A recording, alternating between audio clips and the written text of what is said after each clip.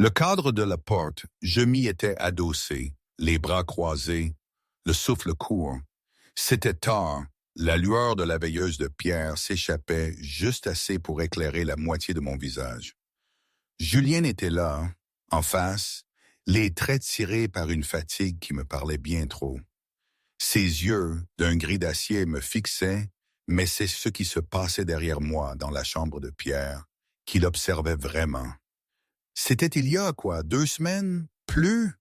Les jours, les nuits, ça se mélangeait un peu. Il m'avait dit, les 2 semaines sont presque écoulées, et un pincement, à la fois de peur et de je ne sais quoi, m'avait serré la poitrine. 2 semaines. Qui aurait cru que je tiendrais 2 heures dans cet endroit? J'avais dormi sur le béton de Paris, mangé les restes, l'odeur de la misère collée à la peau, et voilà que je me retrouvais dans un manoir à Neuilly-sur-Seine, à discuter du temps qui passe avec un homme dont le costume coûtait plus que tout ce que j'avais possédé dans ma vie d'avant. C'est dingue quand j'y pense. Vraiment. Il y a peu de temps, juste quelques semaines, le vent de décembre me mordait la peau. Il s'engouffrait à travers mes 3 couches de manteau de récup comme si c'était du papier de soie. J'étais là, dehors, devant le Starbucks des Champs-Élysées, depuis 40 bonnes minutes, agrippé au dernier tiers d'un café que quelqu'un avait abandonné sur un banc. Il était encore juste assez chaud pour réchauffer mes doigts gelés. Cette tasse, c'était mon alibi, mon droit d'exister dans ce quartier où les gens comme moi étaient invisibles, jusqu'à ce qu'ils deviennent une nuisance. J'avais 27 ans, mais mon reflet disait 40. 3 ans à errer dans les rues de Paris m'avaient ciselé le visage, transformé mes yeux noisettes en quelque chose de vigilant et sans émotion. Mon jean était troué au genou gauche, mes bottes tenues avec du ruban adhésif. Tout ce que je possédais tenait dans un sac à dos qui sentait encore l'odeur du souterrain où j'avais dormi la semaine précédente. J'avais appris les règles de l'invisibilité, croyez-moi. Ne pas regarder dans les yeux, ne rien demander, bouger avant que la sécurité ne te le demande. Je regardais les passants pressés faire leurs courses de Noël, un flou d'ombre et de couleurs, quand j'ai entendu un son aigu, une voix d'enfant. De la terreur, pas une crise de colère, à une dizaine de mètres, près de la station voiturier d'un hôtel de luxe. Un SUV noir s'était arrêté de travers, et 2 hommes en manteau sombre tiraient un petit garçon dans un manteau d'hiver bleu marine vers la porte ouverte. Ses petites jambes gigotaient, impuissantes contre des bras trop forts. Il criait « Papa, papa !» Tout le monde sur le trottoir s'était figé. Les téléphones commençaient à sortir. Personne n'aidait. Ma tasse de café a claqué sur le sol. Mes pieds bougeaient avant même que la pensée ne se forme complètement. 3 ans à dormir sur le béton m'avaient rendu maigre et rapide.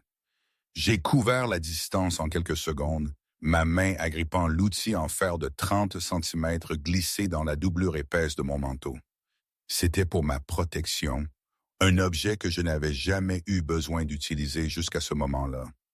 Je me souviens de l'odeur âcre des pots d'échappement, du froid mordant, mais surtout de ce cri d'enfant qui m'a traversé le corps. C'était comme si un interrupteur s'était rallumé, une partie de moi que je pensais morte. J'ai frappé la barre de fer dans le genou de l'homme le plus proche, avec chaque once de force que mon corps mal nourri pouvait rassembler. Un claquement sec a déchiré l'air froid. Il s'est effondré face contre terre sur le trottoir, lâchant le garçon, tandis qu'un hurlement lui échappait de la gorge. L'enfant a roulé sur le sol, son manteau bleu marine glissant sur une fine couche de glace. Le second homme s'est tourné vers moi, sa main glissant à l'intérieur de sa veste dans un mouvement que j'ai reconnu instantanément. Ce n'était pas l'instinct de la rue qui m'avait appris ça. C'était quelque chose de plus profond, un réflexe d'une autre vie que j'avais enterrée depuis 3 ans. La façon dont son épaule tournait, l'angle de son bras, le professionnalisme de chaque mouvement. J'avais vu ce geste des dizaines de fois dans des situations où des enfants étaient arrachés des mains d'adultes. Je n'ai pas attendu.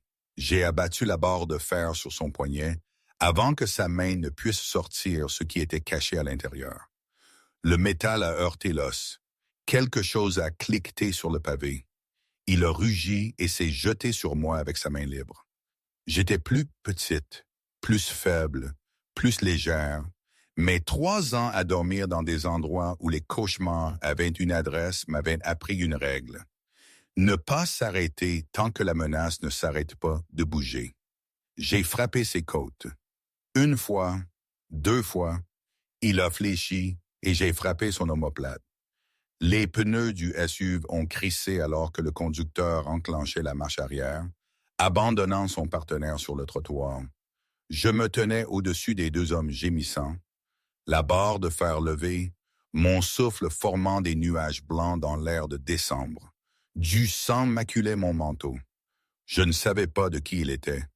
Mes mains tremblaient si fort que j'ai failli laisser tomber l'arme. C'est alors que j'ai entendu des pleurs.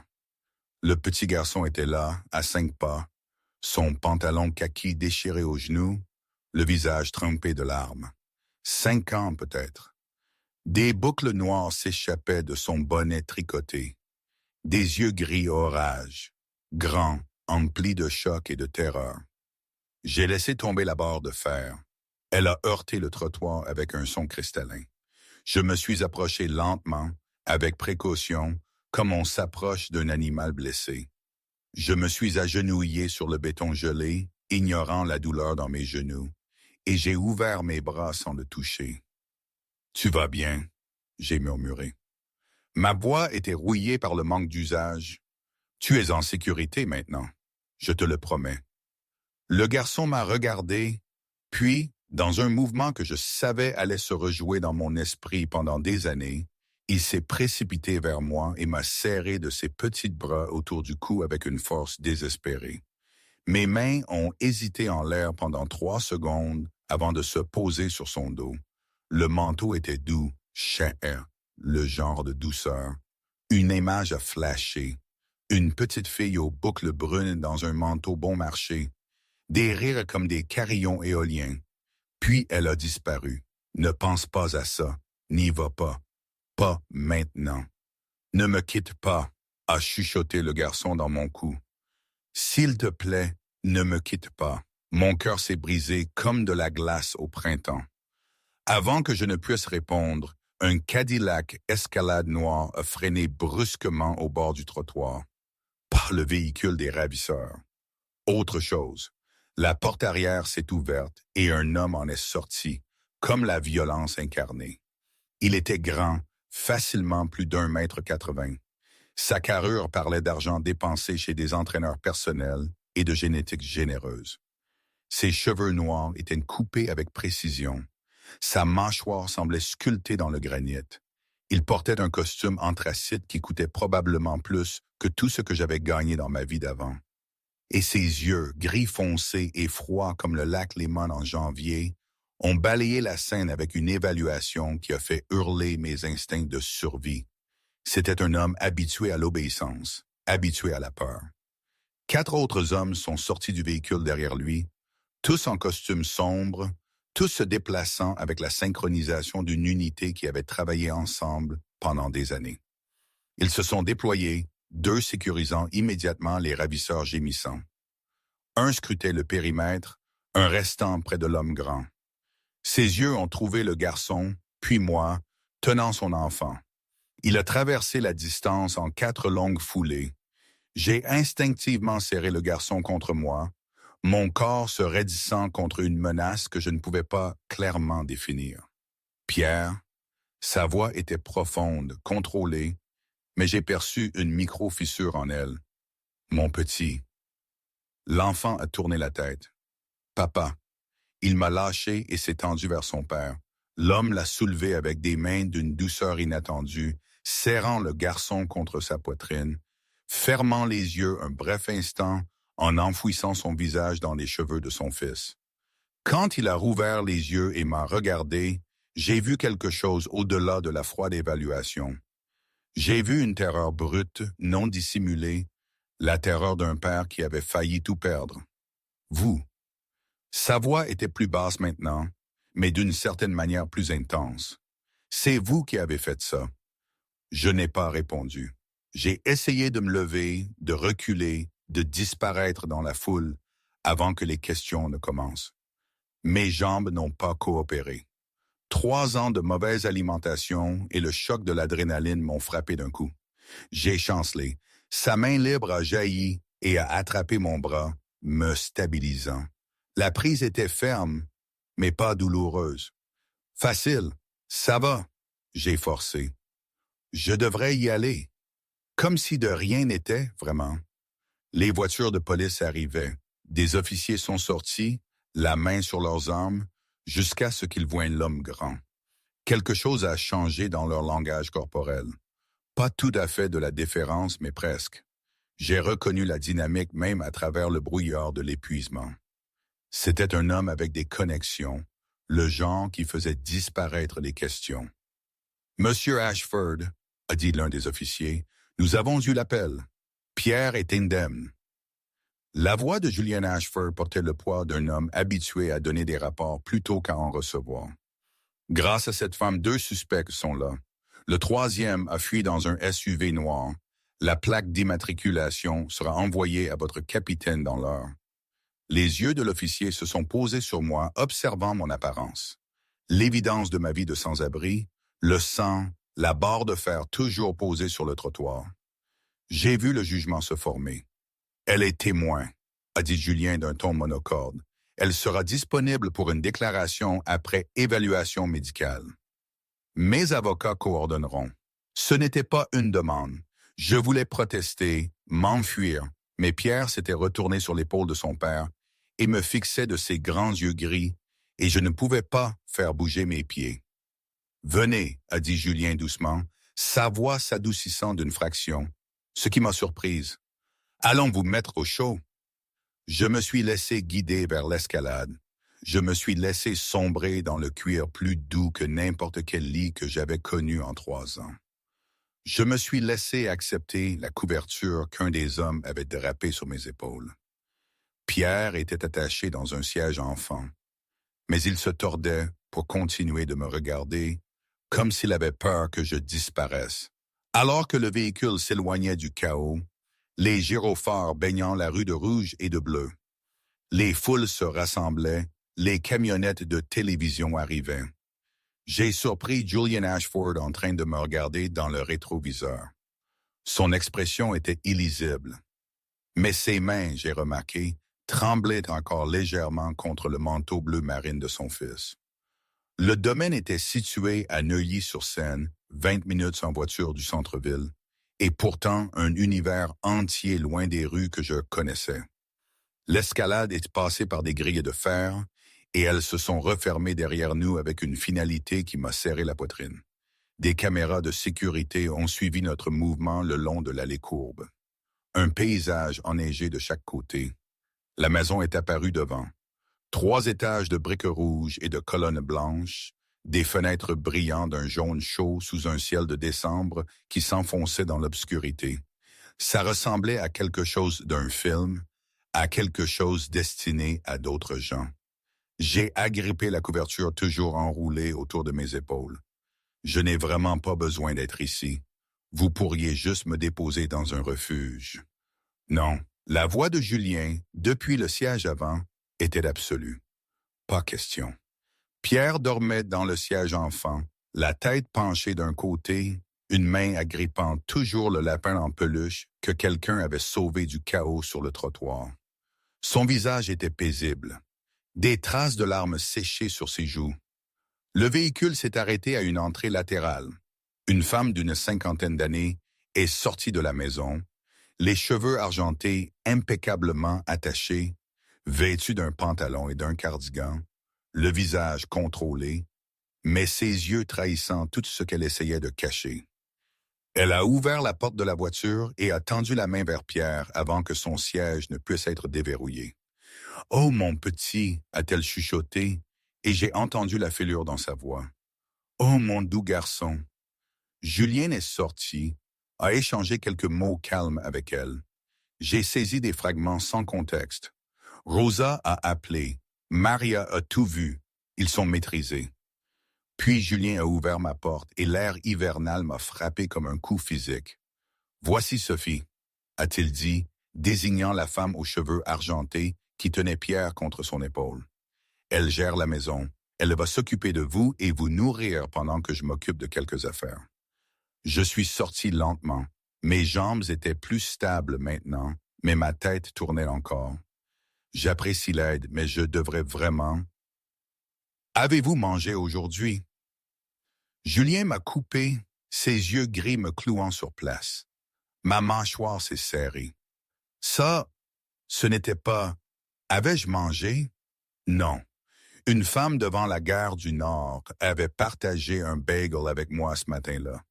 Avant ça, rien depuis la veille après-midi. Mon silence était une réponse suffisante. À l'intérieur, a dit Julien, pas cruel, mais sans négociation possible. Sophie m'a conduite à travers une cuisine digne d'un magazine. Comptoir en marbre, appareil professionnel, une table à manger qui pouvait accueillir 12 personnes. Puis elle m'a fait monter un escalier de service menant à un couloir du 2e étage. Salle de bain d'invités, a dit Sophie, ouvrant une porte sur un espace plus grand que certains appartements dans lesquels j'avais vécu. Carrelage blanc, baignoire profonde, douche en verre, serviette assez épaisse pour s'y enfoncer et disparaître. Je vous laisserai des vêtements devant la porte. Prenez votre temps. Je me suis retrouvé seul dans la salle de bain et j'ai vu mon reflet dans le miroir. Je reconnaissais à peine la femme qui me regardait.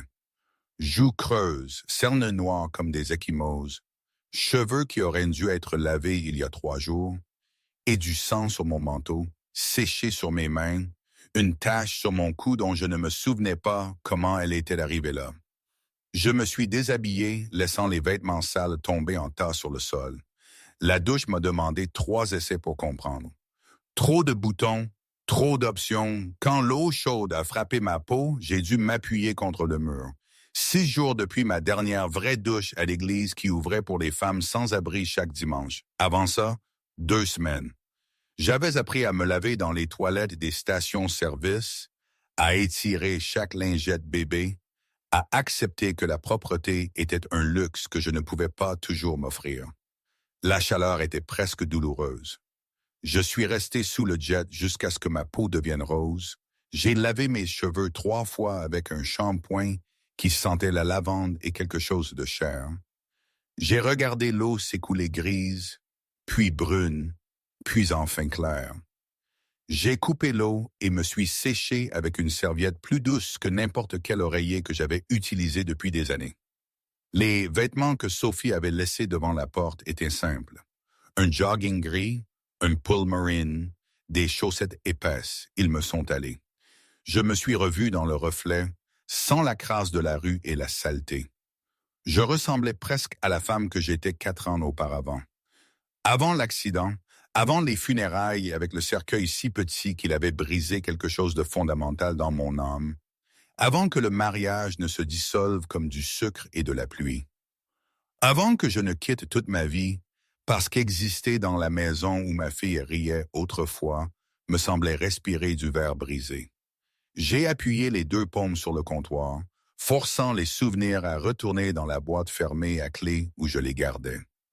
Quand je suis sorti, Sophie m'attendait dans le couloir avec un regard connaisseur qui suggérait qu'elle m'avait entendu me défaire derrière la porte, même si je n'avais pas fait de bruit. « Cuisine », a dit Sophie simplement. « Vous avez l'air d'avoir plus besoin de nourriture que de conversation. » La table de la cuisine était dressée pour une personne. Un bol de soupe, poulet et légumes, de la vapeur s'élevant comme un réconfort, du pain frais, un verre d'eau et un verre de jus d'orange. Je l'ai fixé comme si tout pouvait disparaître si je détournais le regard. « Asseyez-vous », a ordonné Sophie, se dirigeant déjà vers le comptoir. « Mangez lentement, sinon vous allez vous rendre malade. » Je me suis assise. La chaise en bois était solide, le coussin doux. Je tenais la cuillère avec des mains plus fermes maintenant, et j'ai pris une gorgée de soupe prudemment. C'était la meilleure chose que j'avais goûtée en 3 ans. Je me suis forcé à manger lentement, même si mon corps criait de tout dévorer d'un coup. Sophie se déplaçait dans la cuisine avec une efficacité ciblée, essuyant des comptoirs déjà propres, me regardant de temps en temps avec une expression perspicace mais pas méchante. Pierre dort, a dit Sophie après quelques minutes. Mais il vous a réclamé. Il ne s'est pas calmé avant que son père ne promette que vous seriez toujours là à son réveil. Ma cuillère s'est arrêtée à mi-chemin. Est-ce qu'il ira bien? Elle a marqué une pause, choisissant ses mots. Il était comme un petit fantôme, refusant toute main tendue. Et puis vous apparaissez et il ne vous a plus lâché. Quelque chose s'est tordu dans ma poitrine. Je ne peux pas rester. Pourquoi pas? Sophie s'est tournée pour me faire face pleinement, les bras croisés. Parce que je n'ai pas ma place ici. J'ai posé la cuillère, soudainement plus fin, malgré la protestation de mon corps. Je suis reconnaissante pour l'aide, pour la nourriture et la douche, mais je devrais partir avant que cela ne devienne plus compliqué. Compliqué? Comment? Sophie a incliné la tête. Vous avez sauvé la vie de cet enfant. Julian Ashford n'oublie pas ses dettes. Et Pierre, elle a remarqué une pause. Pierre ne s'est attaché à personne depuis la mort de sa mère. Pas même à Julien. Pas vraiment. Ce petit garçon flottait dans cette maison comme un fantôme depuis 2 ans. Et aujourd'hui, il rentre en s'accrochant à une étrangère comme si vous étiez son encre. Je ne suis l'encre de personne. Je me suis levé brusquement, la chaise grinçant sur le carrelage. Je ne suis l'encre de personne. Je suis juste quelqu'un qui se trouvait là. Vous êtes quelqu'un qui a couru vers le danger quand tout le monde fuyait, a dit Sophie, doucement mais fermement. Ce n'est pas rien. Avant que je ne puisse réagir aux paroles de Sophie, des pas ont résonné dans le couloir. Julien est apparu dans l'encadrement de la cuisine, sa veste enlevée, les manches de sa chemise retroussées jusqu'au coude, exposant des avant-bras musclés. Il y avait une tension dans ses épaules que le costume avait cachée auparavant. Une raideur comme une corde sur le point de se rompre. Il s'est dirigé droit vers une bouteille sur le comptoir, a versé du whisky dans un verre et l'a vidé d'un trait. Il a posé le verre avec une précision contrôlée. Ses yeux se sont posés sur mon bol de soupe presque vide, puis sur mon visage. Mieux? Oui, merci. J'ai relevé le menton, essayant de trouver un semblant de dignité dans ses vêtements empruntés et mes cheveux mouillés. J'apprécie tout ce que vous avez fait, mais je devrais partir maintenant. Je ne veux pas m'imposer. Vous ne vous imposez pas. Julien s'est avancé dans la cuisine, s'adossant au comptoir en face de moi. Et vous ne partez pas. Pardon? Les hommes qui ont essayé d'enlever Pierre font partie d'un problème plus vaste. La voix de Julien portait le poids de quelqu'un habitué à livrer des informations plutôt qu'à faire la conversation. J'ai besoin de comprendre exactement ce qui s'est passé aujourd'hui. Qui d'autre aurait pu observer? S'ils vont réessayer, cela signifie que toute personne liée à l'incident doit rester là où je peux la surveiller. Ce n'est pas mon problème. C'est devenu votre problème au moment où vous avez ramassé cette barre de fer. Ses yeux gris ont rencontré les miens et j'ai vu quelque chose sous le contrôle. Une peur soigneusement contenue mais indéniable. Pierre a vu votre visage. Les ravisseurs ont vu votre visage. Vous êtes connecté maintenant, que vous le vouliez ou non. Mes mains se sont serrées en poing. Et alors, je suis une prisonnière. Vous êtes une invitée. La voix de Julien n'a pas haussé, mais elle portait du poids. Une invitée qui a besoin de protection jusqu'à ce que je sois sûr qu'il n'y ait pas de représailles. Il a marqué une pause et quelque chose a changé dans son expression. Et une invitée que mon fils m'a demandé de garder ici. Je n'ai rien dit. Julien a continué, sa voix plus basse. Pierre m'a demandé de vous faire rester. Il a supplié. En fait, avez-vous une idée de ce que ça signifie? Il s'est rapproché et je me suis forcé à ne pas reculer, même si chaque instinct me disait de le faire. Mon fils a peur de son ombre depuis 2 ans. Il ne dort pas sans veilleuse. Il ne laisse personne le toucher, sauf Sophie et moi. J'ai engagé les meilleurs thérapeutes, et même sa grand-mère n'a pas pu s'approcher. Mais avec vous, il est différent. Julien s'est arrêté, la mâchoire serrée. Et aujourd'hui, il s'est accroché à vous comme si vous étiez la seule chose solide dans son monde. Les mots m'ont frappé comme une collision physique. Un enfant qui avait perdu sa mère, qui avait peur de tout depuis 2 ans, et qui avait en quelque sorte décidé qu'une femme sans abri tachée de sang avec une barre de fer rouillée était la personne la plus sûre du monde. Je voulais expliquer pourquoi c'était impossible. Je voulais dire que je n'étais pas qualifié pour être l'encre de qui que ce soit, que le dernier enfant qui m'avait fait confiance était mort parce que j'avais tourné le dos pendant 10 secondes, que j'étais la chose la plus dangereuse à mettre près d'un enfant qui avait besoin de protection parce que j'avais échoué dans ce travail d'une manière qui ne pouvait pas être pardonnée. Mais de quelque part dans la maison est venu un petit son, le rire de Pierre, faible et lointain. Peut-être dans son sommeil, ou peut-être Sophie lui murmurant quelque chose près de son lit. Le son a traversé tous les arguments que je construisais. Et le fantôme d'un autre enfant, l'enfant aux boucles brunes et au rire comme des carillons éoliens, a chuchoté du coin le plus sombre de mon esprit que peut-être, juste pour une nuit, je pourrais faire semblant d'être encore utile à quelqu'un, que d'exister dans cette maison pour une nuit n'était pas une rédemption, mais ce n'était pas non plus un péché. Une mouette, je m'entendis dire. Ma voix ressemblait à celle de quelqu'un d'autre. C'est tout. Julien a hoché la tête lentement. Une nuit. Il s'est tourné pour partir, puis s'est arrêté dans l'embrasure de la porte. Ce que vous avez fait aujourd'hui, a-t-il dit sans se retourner. La plupart des gens auraient continué leur chemin. Merci de ne pas être comme la plupart des gens. Puis il est parti, me laissant debout dans une cuisine qui coûtait plus cher que toute ma vie d'avant, me demandant comment 3 secondes de choix m'avaient conduite ici. Sophie m'a doucement touché le bras. « Allez, je vous emmène au lit avant que vous ne vous écrouliez. » J'ai suivi, trop épuisé pour discuter. La chambre d'amis, au bout du couloir du 2e étage, un lit queen size avec une couette en plumes, des rideaux qui fermaient le monde extérieur, et le silence.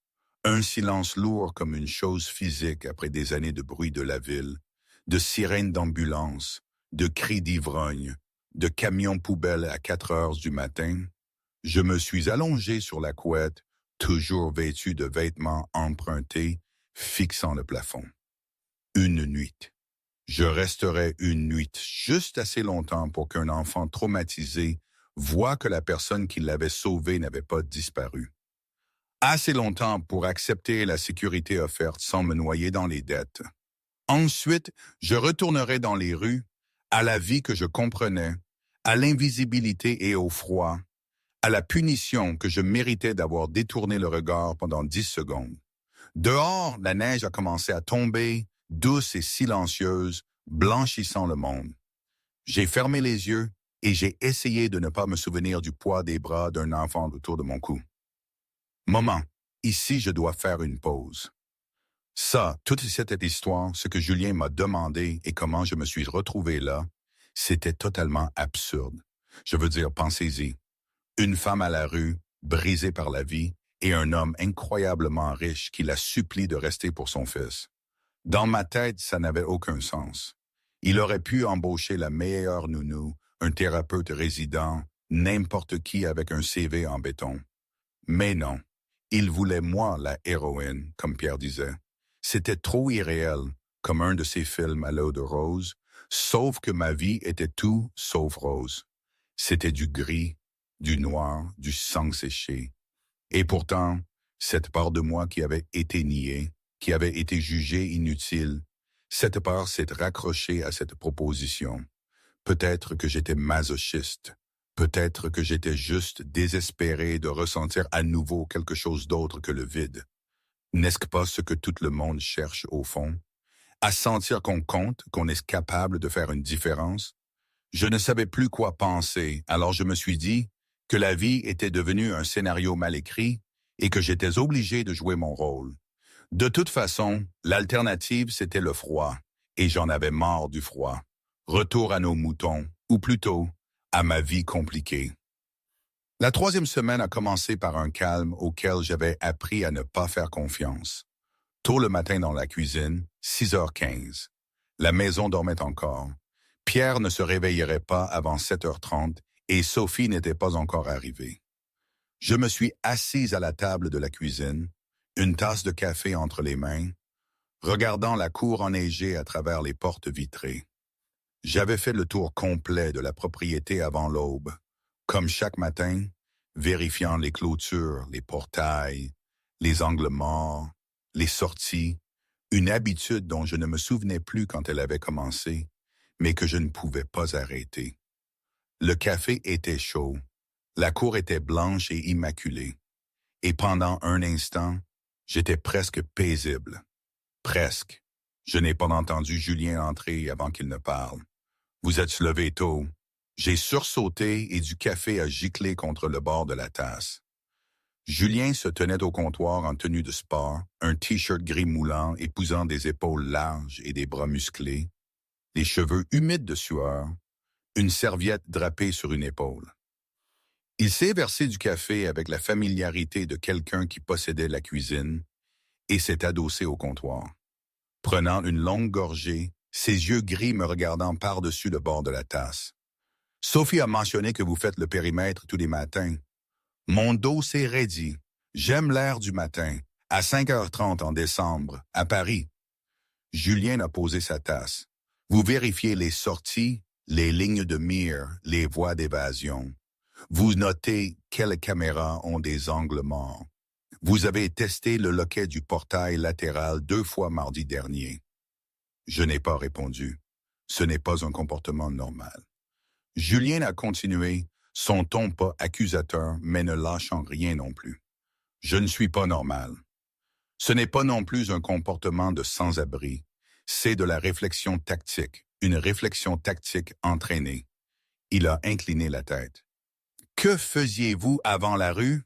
Je survivais, je me suis levé et j'ai porté ma tasse à l'évier, essayant de mettre fin à la conversation par le mouvement. Julien ne l'a pas permis. J'ai fait une vérification d'antécédents sur vous. Ma main s'est figée sur le robinet. Procédure standard pour toute personne qui vit chez moi. Toute personne qui passe du temps avec mon fils. Sa voix était calme et factuelle, mais chaque mot tombait comme une pierre. Vous avez été déclarée disparue et présumée morte, il y a 3 ans. Votre mari a traité les demandes d'assurance et le monde a continué, mais je n'ai trouvé aucune trace d'un corps. J'ai senti le sang quitter mon visage. La cuisine a semblé s'incliner sous mes pieds. Mais la femme sur les photos de la morgue ne correspond pas à vous. Les dossiers dentaires n'ont jamais été recoupés. Le cas a été clos remarquablement vite pour une mort non assistée. Julien s'est rapproché. Donc, soit vous n'êtes pas Sarah Bryn Prescott, soit Sarah Bryn Prescott n'est pas morte. Silence, le robinet goûtait, mon cœur battait dans mes oreilles comme un tambour de guerre. Je pouvais nier, je pouvais fuir, je pouvais disparaître dans les rues de Paris à 6h du matin et ne jamais revenir. Mais mes jambes n'ont pas obéi, tout comme la nuit sur l'avenue des Champs-Élysées, où j'aurais dû fuir et où je suis resté à la place.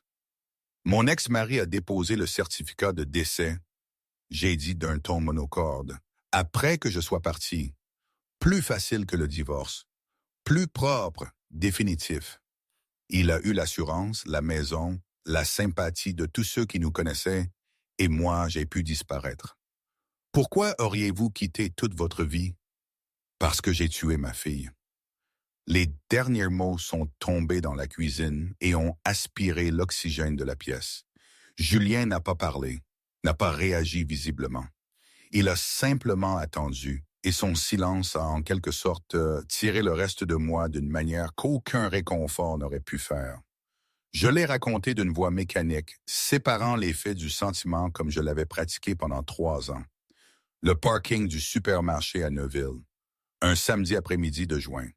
Ma petite Élie jouant sur le trottoir à 9 mètres, ramassant des pissenlits dans les fissures du béton.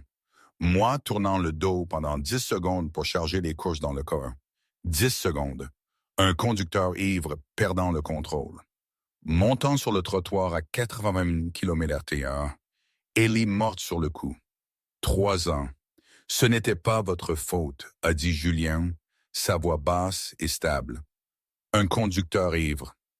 J'étais sa mère. Je me suis tourné pour lui faire face et je savais que mes yeux étaient secs parce que les larmes s'étaient épuisées il y a longtemps. Mon unique travail était de la garder en sécurité et j'ai détourné le regard pendant 10 secondes. 10 secondes, Julien. C'est tout ce qu'il faut pour tout détruire.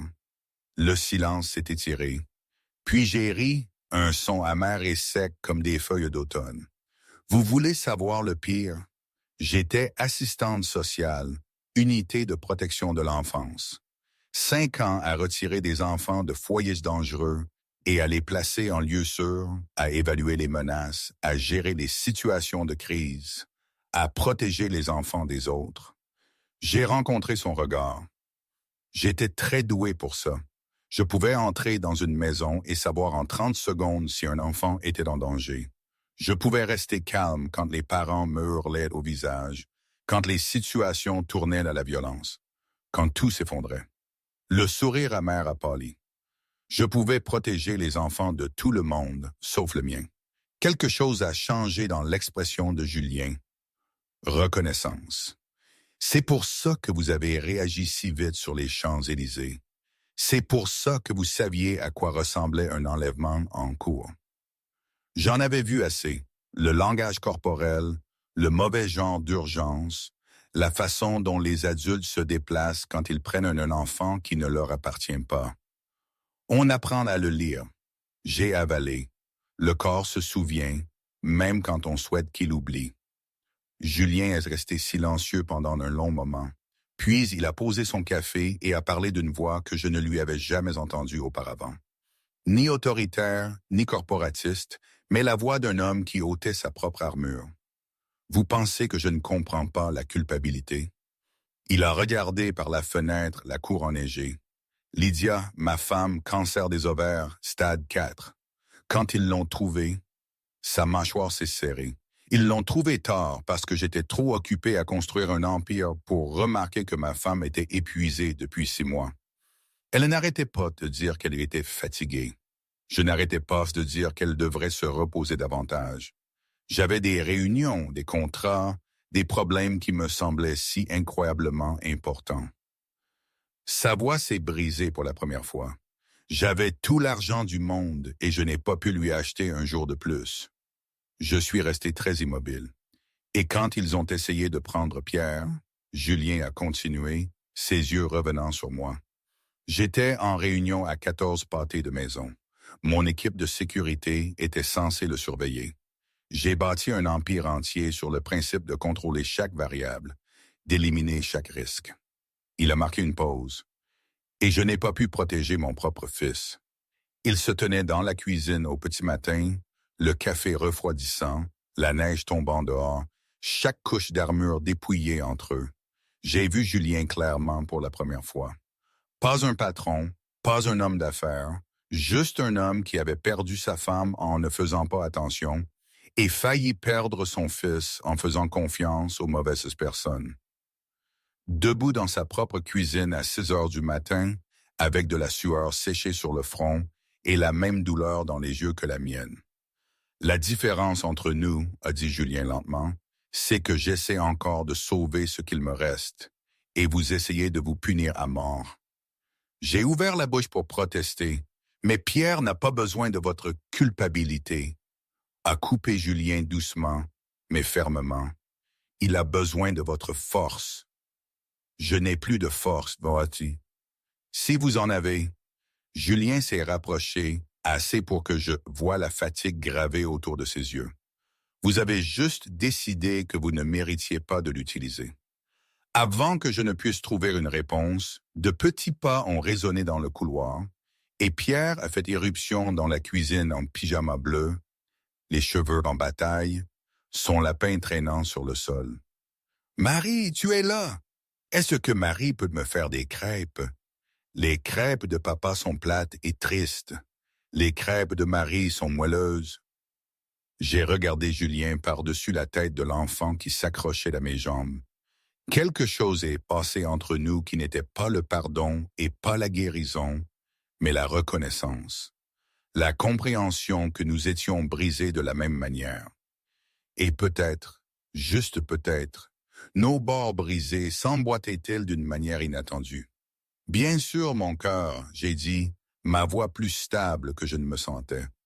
Faisons des crêpes. Je me suis tourné pour chercher le saladier, et si ma main a tremblé en cherchant l'étagère, personne ne l'a remarqué. Les cauchemars venaient 3 à 4 fois par semaine, toujours quelque part entre minuit et l'aube. L'intervalle d'heure où l'obscurité était la plus épaisse et où la peur n'avait rien pour la concurrencer. Et Pierre m'appelait toujours en premier. Pas son père, pas Sophie. Marie, sa petite voix tremblante se glissant à travers le couloir et sous ma porte comme si elle connaissait le chemin. Et je me réveillais toujours instantanément parce que mon corps n'avait pas vraiment dormi profondément en 3 ans. Toujours en équilibre entre le repos et la vigilance. Je savais que Julien le remarquait. Je voyais sa mâchoire se serrer chaque matin quand Pierre parlait des cauchemars et prononçait mon nom au lieu de celui de son père. Je voyais la façon dont les doigts de Julien se refermaient plus étroitement autour de sa tasse de café quand Pierre passait devant lui pour prendre ma main. Ce n'était pas de la jalousie au sens simple. C'était la douleur d'un père réalisant qu'il ne pouvait pas être tout ce dont son fils avait besoin. Que son amour, aussi illimité soit-il, n'était pas suffisant pour chasser les fantômes dans l'esprit d'un enfant de 5 ans. 3 heures du matin, une nuit de fin janvier. Un cri a déchiré le silence de la maison. J'étais hors de mon lit et mes pieds ont frappé le sol froid avant que mes yeux ne soient complètement ouverts. J'ai traversé le couloir et poussé la porte de Pierre. Sophie était déjà là, debout près du lit dans sa robe de chambre, tendant la main vers le garçon. Mais Pierre était assis, droit comme un i dans le fouillis de couverture, le visage trempé, les yeux écarquillés et ne la reconnaissant pas.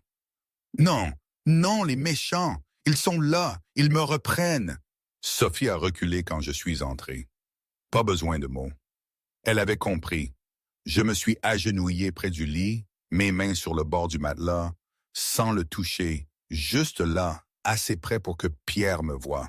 « Pierre, regarde-moi, juste moi, personne d'autre. » Ma voix lente et égale, la voix que j'avais utilisée des centaines de fois dans une vie antérieure pour calmer des enfants terrifiés dans des maisons qui s'effondraient. Regarde mes yeux, juste ici. Les yeux gris orage ont balayé la pièce. Les ombres. Les coins où se cachaient les monstres, puis ont trouvé mon visage et se sont arrêtés. Le cri s'est arrêté comme si quelqu'un avait appuyé sur un interrupteur. « C'est Marie! Tu es dans ta chambre. Lapinou est juste ici. » J'ai ramassé le lapin en peluche sur le sol et l'ai placé dans les mains de Pierre. « Tu es en sécurité. » Mais je les ai vus. La voix de Pierre tremblait et rétrécissait. La voix d'un enfant essayant de croire tout en échouant. Ils étaient dans ma chambre. Ils me tendaient la main. Ils ne sont pas là, mon cœur. Je te le promets. Regarde autour de toi. Il n'y a que nous. Juste toi, moi et Lapinou. Et tous tes amis sont à leur place. Les yeux de Pierre ont vérifié le cercle d'animaux en peluche. Chaque protecteur était à sa place assignée. La magie fonctionnait toujours. Ses épaules se sont légèrement relâchées. « Mais si tu pars ?» Pierre a chuchoté maintenant. Le chuchotement de la peur la plus profonde qu'un enfant de 5 ans puisse ressentir. « Si tu pars comme ma maman ?» Ma poitrine s'est serrée jusqu'à ce que je pense que mes côtes allaient se briser. « Je ne vais nulle part. Je suis juste ici. Promis. » « Promis. » Pierre a tendu la main et je l'ai soulevé dans mes bras, le serrant contre ma poitrine. Il était d'une légèreté déchirante, des os d'oiseau sous le pyjama, un petit cœur flottant comme un papillon piégé. « Tu peux rester dans mon lit jusqu'au matin? » J'ai regardé Sophie dans l'encadrement de la porte. Sophie a doucement hoché la tête, les yeux humides, puis s'est retirée. Je me suis allongé sur le lit de Pierre, mon dos contre la tête de lit, les jambes étendues sur les draps d'astronaute. Pierre s'est blotti à côté de moi, sa tête sur mon bras, une main agrippant le tissu de mon haut de pyjama comme s'il avait peur que je m'évapore. Sa respiration s'est ralentie, son rythme cardiaque s'est régularisé. En 5 minutes, il dormait. J'ai levé les yeux et j'ai vu Julien dans l'encadrement de la porte, vêtu d'un t-shirt et d'un bas de pyjama, les cheveux en bataille, son visage marqué par le regard de quelqu'un réveillé par le cri de son enfant, et arrivant seulement pour découvrir que quelqu'un d'autre avait fait ce qu'il ne pouvait pas. Sa bouche a bougé, merci, sans un son. Puis il a disparu dans les ombres du couloir. 2 jours plus tard, dans l'après-midi, dans la salle de jeu, Pierre dessinait. J'étais assise à côté de lui sur le sol, les jambes repliées sous moi, le regardant choisir des crayons avec la délibération d'un artiste devant une toile. Tout était normal jusqu'à ce que ça ne le soit plus. Ta petite fille, elle te ressemblait? La question est tombée sans prévenir, et je me suis complètement figé. Le crayon bleu dans ma main s'est arrêté en plein air. Mon cerveau, pendant 1 seconde, a buggé. Ma petite fille? Non, Ellie avait des boucles brunes, une joie pure qui ne ressemblait à rien de ce que je portais maintenant. Elle était le soleil et moi je n'étais qu'ombre. Ressembler à moi? Non, pas du tout. Elle était tellement mieux. Et aujourd'hui, franchement, je n'en sais rien. Parfois, je pense que c'était la meilleure chose qui pouvait m'arriver, ce chaos. J'ai trouvé ici une sorte de paix précaire, une utilité que je pensais perdue. D'autres fois, je me dis que j'ai juste replongé dans une autre cage dorée, échangeant le froid de la rue contre les murs d'un passé qui me hante toujours. Suis-je une sauveuse, une traîtresse à mon propre deuil? Probablement les deux. C'est ça la vie, non? Rien n'est jamais simple, rien n'est parfait. Mais au moins, pour l'instant, c'est ma vie, avec ses fantômes et ses petits cœurs battants. Ta petite fille, elle te ressemblait. La question, posée sans un souffle d'avertissement, m'a figé. Mon crayon bleu, si léger il y a un instant, s'est retrouvé suspendu dans l'air. Un silence épais et soudain a envahi la salle de jeu, un silence qui n'était pas celui d'avant, celui d'une paix fragile, mais un vide assourdissant, rempli de mes propres battements de cœur frénétiques. Mon cerveau a eu un court-circuit. Ma petite fille? Ellie? Non, Ellie n'avait pas mes cheveux châtains un peu fades, ni mes yeux noisettes, maintenant toujours un peu trop vigilants. Elle avait des boucles brunes, le genre qui rebondissait quand elle riait, et une joie pure qui irradiait d'elle, quelque chose que je ne portais plus, ni en moi, ni sur moi. Elle était le soleil et moi, je n'étais que l'ombre qui l'avait laissé mourir. Ressembler à moi? Non, jamais. Elle était tellement, tellement mieux. Une version lumineuse et sans défaut de tout ce que j'aurais voulu être. La pensée m'a traversé comme un éclair froid, me laissant encore plus vide. Pierre, lui, n'a pas levé les yeux. Il continuait de dessiner, traçant des lignes que je ne voyais pas, mais sa petite voix, si douce d'habitude, s'est chargée de quelque chose d'étrange, de plus dur, d'une sagesse bien trop ancienne pour ses 5 ans. Sophie a dit que tu avais une petite fille qui est allée au ciel. C'était un couple de baignards. Mon souffle s'est bloqué. Sophie, elle n'avait pas dû penser à mal, mais les enfants absorbent tout, réorganisent les faits à leur manière, sans filtre. C'était trop direct, trop dénudé. C'est pour ça que tu restes, Marie. Sa voix tremblait maintenant, mais il n'a toujours pas levé les yeux. Il fixait sa feuille, comme si le dessin qu'il était en train de créer était la seule chose solide dans un monde chancelant. Parce que je te rappelle d'elle? Et là, c'était ça, le cœur de la question, la peur primale qu'il cachait si bien, celle que j'avais portée moi aussi. Est-ce que j'étais là pour lui, ou pour combler le vide béant qu'Ellie avait laissé? J'ai essayé de parler, mais ma gorge était trop serrée. Un instant plus tard, Pierre a finalement levé les yeux, et ce que j'ai vu m'a glacé. Ses yeux gris orage, habituellement si vifs, brillaient maintenant d'une fureur enfantine, cette colère défensive que j'avais rencontrée des centaines de fois dans mon ancienne vie, chez des enfants qui cachaient une peur abyssale de l'abandon. La peur de n'être qu'un remplaçant, de n'être pas assez aimé pour lui-même. J'ai tendu la main, lentement, voulant l'apaiser, poser ma paume sur son épaule, lui offrir un contact rassurant. Mais il l'a repoussé d'un geste sec, brutal.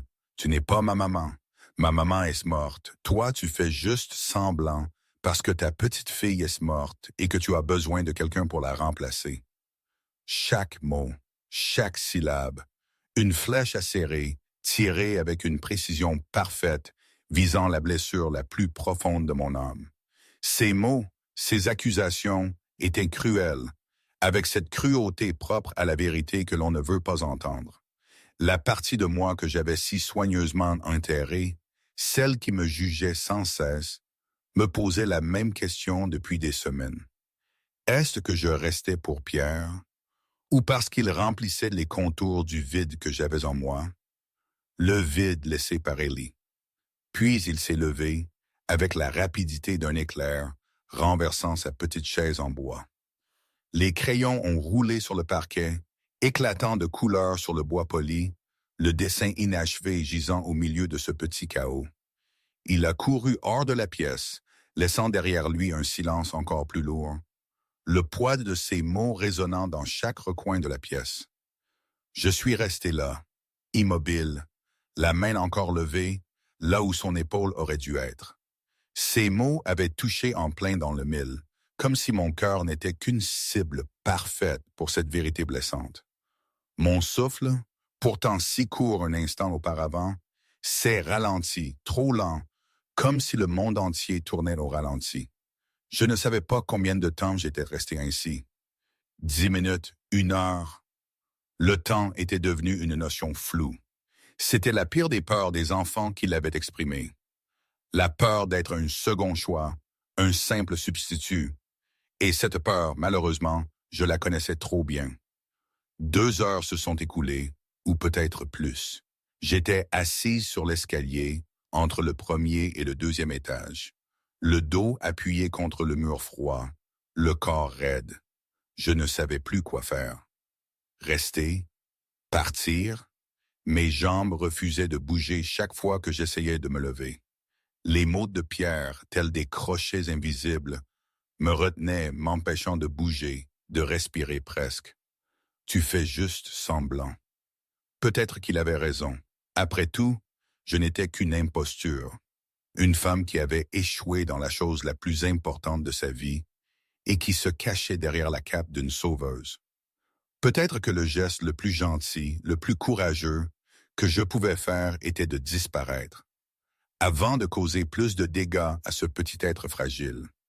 Alors que je sombrais dans ces pensées sombres, de petits pas ont résonné dans le couloir, me tirant de ma torpeur. J'ai levé les yeux.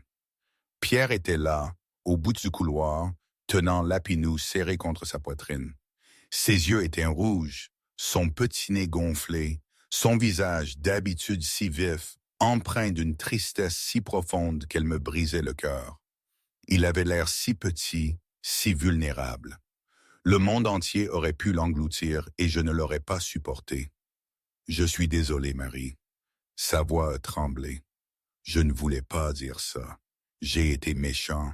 S'il te plaît, ne pars pas parce que j'ai été méchant. Les mots étaient un murmure, à peine audible. Mon cœur s'est brisé. Peu importait ce qu'il avait dit, la douleur de cet enfant était réelle, palpable. J'ai ouvert les bras, sans hésiter. La distance entre nous a disparu en 3 battements de cœur, et il s'est jeté contre moi, enfonçant sa petite tête dans mon cou. Il sanglotait, des larmes chaudes imbibant le tissu de mon pull. J'ai serré ses petits bras autour de moi, sentant sa petite main s'accrocher à mes cheveux, comme une liane dans la tempête. J'ai juste peur, a sangloté Pierre. J'ai peur que si tu m'aimes à cause d'elle, un jour tu me regardes et tu sois trop triste et tu t'en ailles, et alors, je n'aurai plus personne. Chaque mot résonnait dans moi. J'ai serré Pierre plus fort, ma joue contre sa petite étaye, mes yeux fermés, essayant de retenir mes propres larmes. « Écoute-moi, mon Pierre », j'ai murmuré, ma voix pleine d'une émotion que j'avais longtemps gardée enfermée. Je ne t'aime pas à cause d'elle, je t'aime à cause de toi. C'était la pure vérité. Parce que tu es assez courageux pour poser des questions difficiles. Parce que tu vérifies Lapinou avant de vérifier toi-même. Parce que tu m'as fait un dessin de famille et tu m'y as incluse, alors que tu n'étais pas obligé. Je me suis légèrement reculé pour pouvoir le regarder. Ellie et toi, vous êtes différents. Des amours différents. Les deux sont vrais. D'accord? Pierre m'a regardé avec un sérieux que seuls les enfants possèdent. Ce genre de gravité qui n'a pas encore appris à se cacher derrière les masques de la vie adulte. Puis, il a tendu son petit auriculaire rose. Promis juré, tu ne vas pas disparaître? Pas même au milieu de la nuit quand je dors? Mon propre auriculaire s'est enroulé autour de son petit doigt chaud. Je te promets, mon cœur, que si je dois partir un jour, je te le dirai d'abord. Je ne disparaîtrai pas comme ça. C'est une vraie promesse. Une vraie promesse, a-t-il acquiescé. Le contrat était signé. Il s'est essuyé le nez sur sa manche sans aucune gêne. On peut manger du mac and cheese ce soir? Me battre, ça me donne faim. J'ai presque ri, presque. Ce rire s'est étranglé dans ma gorge, mais la chaleur s'est répandue dans ma poitrine. Oui, mon chéri, on peut manger du mac and cheese. Cette nuit-là, après que Pierre se soit endormi, Lapinou à sa place habituelle et le cercle d'animaux en peluche parfaitement en ordre, Julien m'a arrêté dans le couloir. Il était appuyé contre le mur, les bras croisés, le visage portant l'expression d'un homme qui avait longuement réfléchi avant de parler. « Il faut que je sache, Marie. » Sa voix n'était pas accusatrice, mais elle n'était pas douce non plus. « Tu restes ou tu disparais. Parce que ce petit garçon vient d'avoir une crise et il t'a demandé pardon comme si tu étais le centre de son univers. Et quand tu partiras, parce que les gens partent toujours, tu lui briseras le cœur une fois de plus. » Je ne sais pas comment rester, ai-je murmuré, ma voix si faible que je me suis à peine entendu. La peur serrait ma poitrine. Tous ceux que j'ai aimés, je les ai perdus, Julien. Rester signifie risquer de revivre ça. Chaque mot était lourd, empreint de la tristesse d'une âme brisée. Chaque jour, il est un peu moins pur, a dit Julien. Son regard était intense. Il sourit maintenant. De vrais sourires, pas ceux qu'il joue pour les adultes. Il prend son petit déjeuner sans qu'on le lui demande. Il s'est endormi en 5 minutes hier soir au lieu de 45. Il a marqué une pause, laissant les mots planer dans le silence. C'est toi qui as fait ça. Peu importe ce que tu fuis, peu importe ce que tu penses mériter, c'est toi qui as fait ça. J'ai regardé mes mains. Ces mains qui avaient brandi une barre de fer pour frapper, qui avaient serré un enfant en pleurs, qui avaient tourné les pages d'un livre de chevet, qui avaient scellé une promesse du petit doigt que je ne savais pas si je pourrais tenir. Elles n'étaient pas les mains d'une sauveuse, mais les mains d'une survivante, marquées par la poussière et le sang, par la vie et la mort. Je reste, ai-je dit, et j'ai été surprise de réaliser que je le croyais vraiment. La certitude si fragile s'est installée en moi. Parce que ce petit garçon est assez courageux pour demander ce dont il a besoin, et moi, je suis fatigué d'avoir trop peur de me laisser être nécessaire. Julien n'a rien dit de plus. Il a juste hoché la tête lentement et s'est détourné, laissant le silence retomber sur moi. Je suis resté seul dans le couloir, écoutant ses pas s'éloigner, et pour la première fois en 3 ans, je n'ai pas cherché une issue. Pas de plan d'évasion, pas de porte dérobée. Juste l'ici et maintenant. C'était une sensation nouvelle, étrange, un peu effrayant, mais aussi un peu libérateur. Le mardi matin, début février, une sorte de paix s'est installée, une paix à laquelle j'avais commencé à m'autoriser à faire confiance. La cuisine était baignée d'un pâle soleil d'hiver. De la farine recouvrait les comptoirs en marbre, un désordre doux et réconfortant. Pierre était debout sur un tabouret à côté de moi, entièrement concentré à casser des œufs dans un saladier. Il le faisait avec le sérieux d'un chirurgien effectuant une opération délicate. « Comme ça ?» a-t-il demandé, tenant un œuf dont le blanc coulait le long de son petit bras. « Parfait, ai-je dit. Même si des fragments de coquilles flottaient dans le bol et que la farine collait à son nez et que le sol de la cuisine ressemblait à un champ de bataille. Pierre a ri, un vrai rire, fort et sans retenue, le genre de rire qui n'avait pas existé 2 mois plus tôt. Ce son, plus que tout, était la preuve que quelque chose avait changé. Le téléphone de Julien a vibré sur le comptoir. Il l'a pris et s'est détourné. Je n'ai pas entendu les mots, mais j'ai lu le langage corporel. 5 ans passés au service de protection de l'enfance m'avaient appris à lire une pièce avant de lire une personne. Les épaules de Julien se sont tendues, se sont rétractées comme s'il se préparait à un choc. Sa mâchoire s'est crispée. Sa main gauche s'est levée vers sa tempe, frottant un petit cercle. 3 signes à la fois. En près de 2 mois, sous ce toit, je n'avais vu chaque signe que séparément. Des épaules raides après un appel tardif, une mâchoire serrée quand une mauvaise nouvelle tombait, la main à la tempe quand un problème était plus complexe que prévu. Mais jamais les 3 ensemble. Ça sentait mauvais.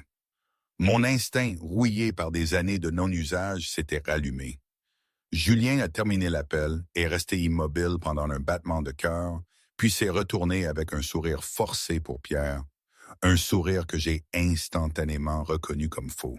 « Salut mon pote, Sophie arrive dans 10 minutes. Elle apporte tes biscuits préférés. Ceux avec des pépites de chocolat et des vermicelles, exactement ceux-là. » Le mensonge était là, palpable, dans l'excès de détails. Quand Sophie est arrivée et que Pierre a couru la prendre dans ses bras comme s'il s'était vu la veille, alors que je savais qu'il ne la quittait pas vraiment des yeux, Julien a légèrement touché mon coude. Mon bureau maintenant. Le bureau de Julien se trouvait au bout du couloir du rez-de-chaussée, une lourde porte en chêne. Julien l'a fermée derrière nous, et les bruits de la cuisine se sont évanouis. Il ne s'est pas assis, n'a pas versé de verre, n'a pas tourné autour du pot. Les hommes qui ont essayé d'enlever Pierre ont été identifiés. Ils sont liés à une organisation rivale basée à Lille. À quel point sont-ils connectés? Ma voix était calme, mais mon cœur battait la chamade. Assez connectés. Les yeux de Julien étaient durs. Et quelqu'un vient de lancer un contrat. Mon cœur a fait un bond. Pas pour moi, pour Pierre, pour tous ceux de cette maison.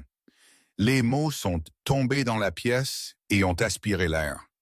Ils appellent ça un nettoyage. Éliminer complètement la famille Ashford.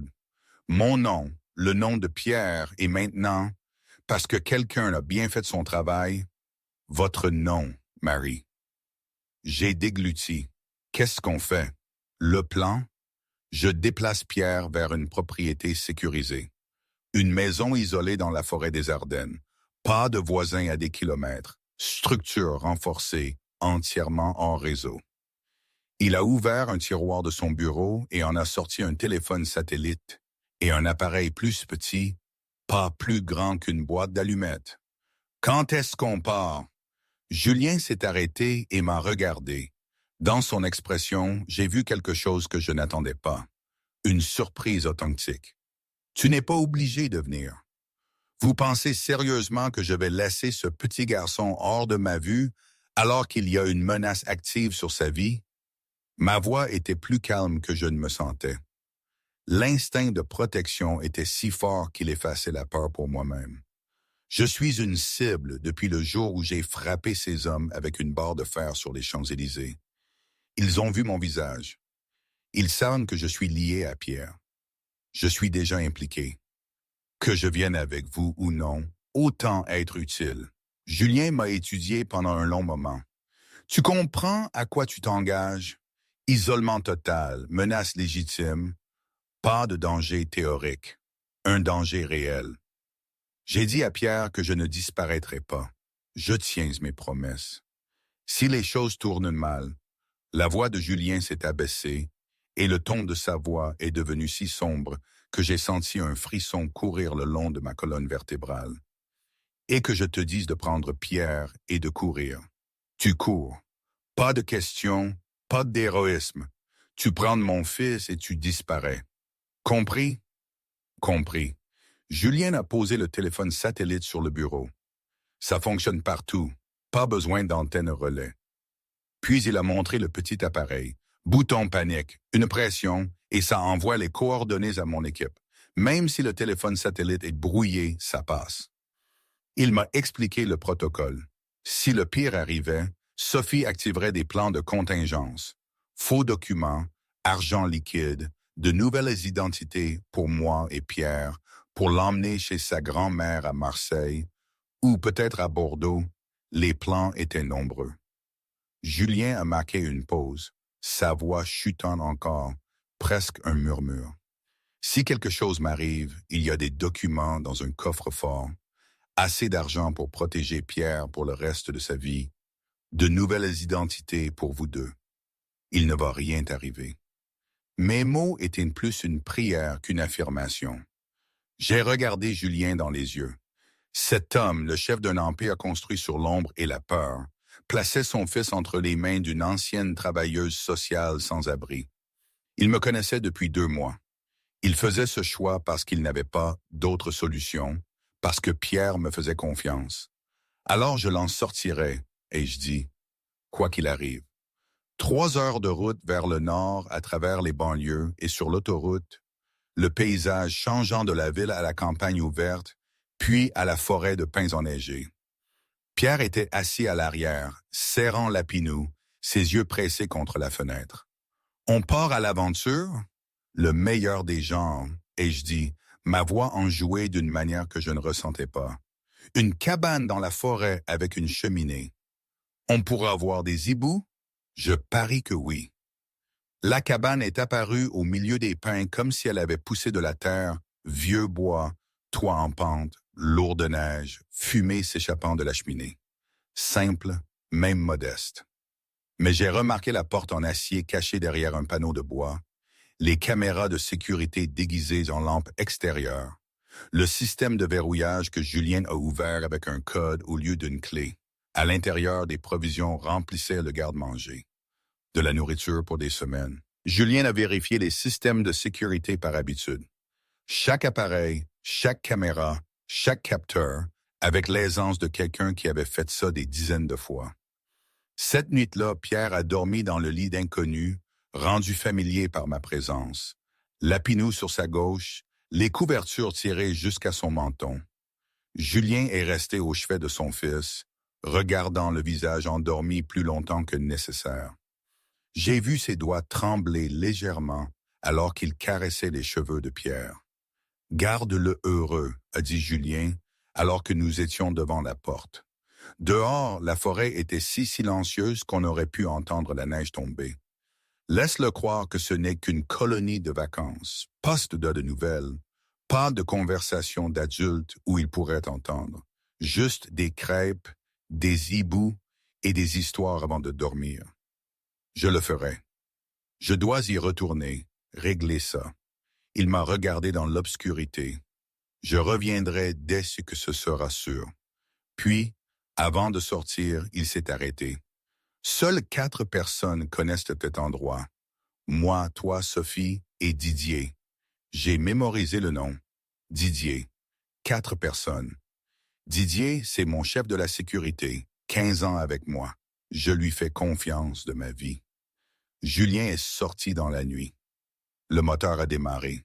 Les phares ont balayé les pins, puis se sont éloignés, devenant de plus en plus petits jusqu'à disparaître. Le silence de la forêt est retombé sur la cabane comme une lourde couverture. Un silence sans sirène, sans voix, sans rien d'autre que le vent dans les pins et la respiration d'un enfant endormi à l'étage. J'ai fermé la porte, vérifié chaque fenêtre et chaque capteur. Puis je me suis assise dans le fauteuil près de la cheminée. Le téléphone satellite était dans la poche de ma veste. Le bouton panique dans mon pantalon. 4 personnes connaissent cet endroit, me suis-je répété mentalement. Julien, moi, Sophie et Didier. Les 2 premiers jours dans la cabane se sont déroulés sur un rythme que je n'aurais jamais cru pouvoir ressembler à la paix. Des matins où je préparais des repas simples sur la vieille cuisinière à gaz. Des œufs, du pain grillé et du café infusé dans une bouilloire sur la flamme, pendant que Pierre était assis dans sa chaise haute, racontant à Lapinou tout sur les hiboux qu'il était absolument certain qu'il trouverait. Des après-midi passés à lire près de la cheminée avec Pierre enveloppé dans une couverture, sa tête reposant contre mon bras, ses petits doigts tournaient les pages lentement et avec précaution. Des soirées remplies de courtes promenades autour de la cabane, ramassant des pommes de pin et cherchant des traces de chevreuils dans la neige. Pierre s'enthousiasmait chaque fois qu'il trouvait une nouvelle empreinte, déclarant « Un chevreuil était juste là, Marie, juste là. Peut-être qu'il nous regarde en ce moment. » L'isolement aurait dû me peser, mais au lieu de cela, j'ai eu l'impression de pouvoir respirer. Le genre de silence dans lequel je n'avais pas à me cacher, mais où je pouvais me reposer.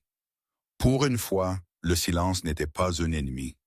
Le troisième jour, Pierre a trouvé un album photo dans l'armoire du salon et l'a apporté avec la gravité d'un archéologue présentant une découverte. De vieilles photographies avec des bords dorés, imprimées sur du papier glacé. Julien, enfant, 9 ou 10 ans, debout à côté d'un homme plus âgé en costume, les yeux froids. Le visage du garçon sur la photo m'a fait marquer une pause. Étonnamment vide, les yeux sans expression, les épaules légèrement rentrées.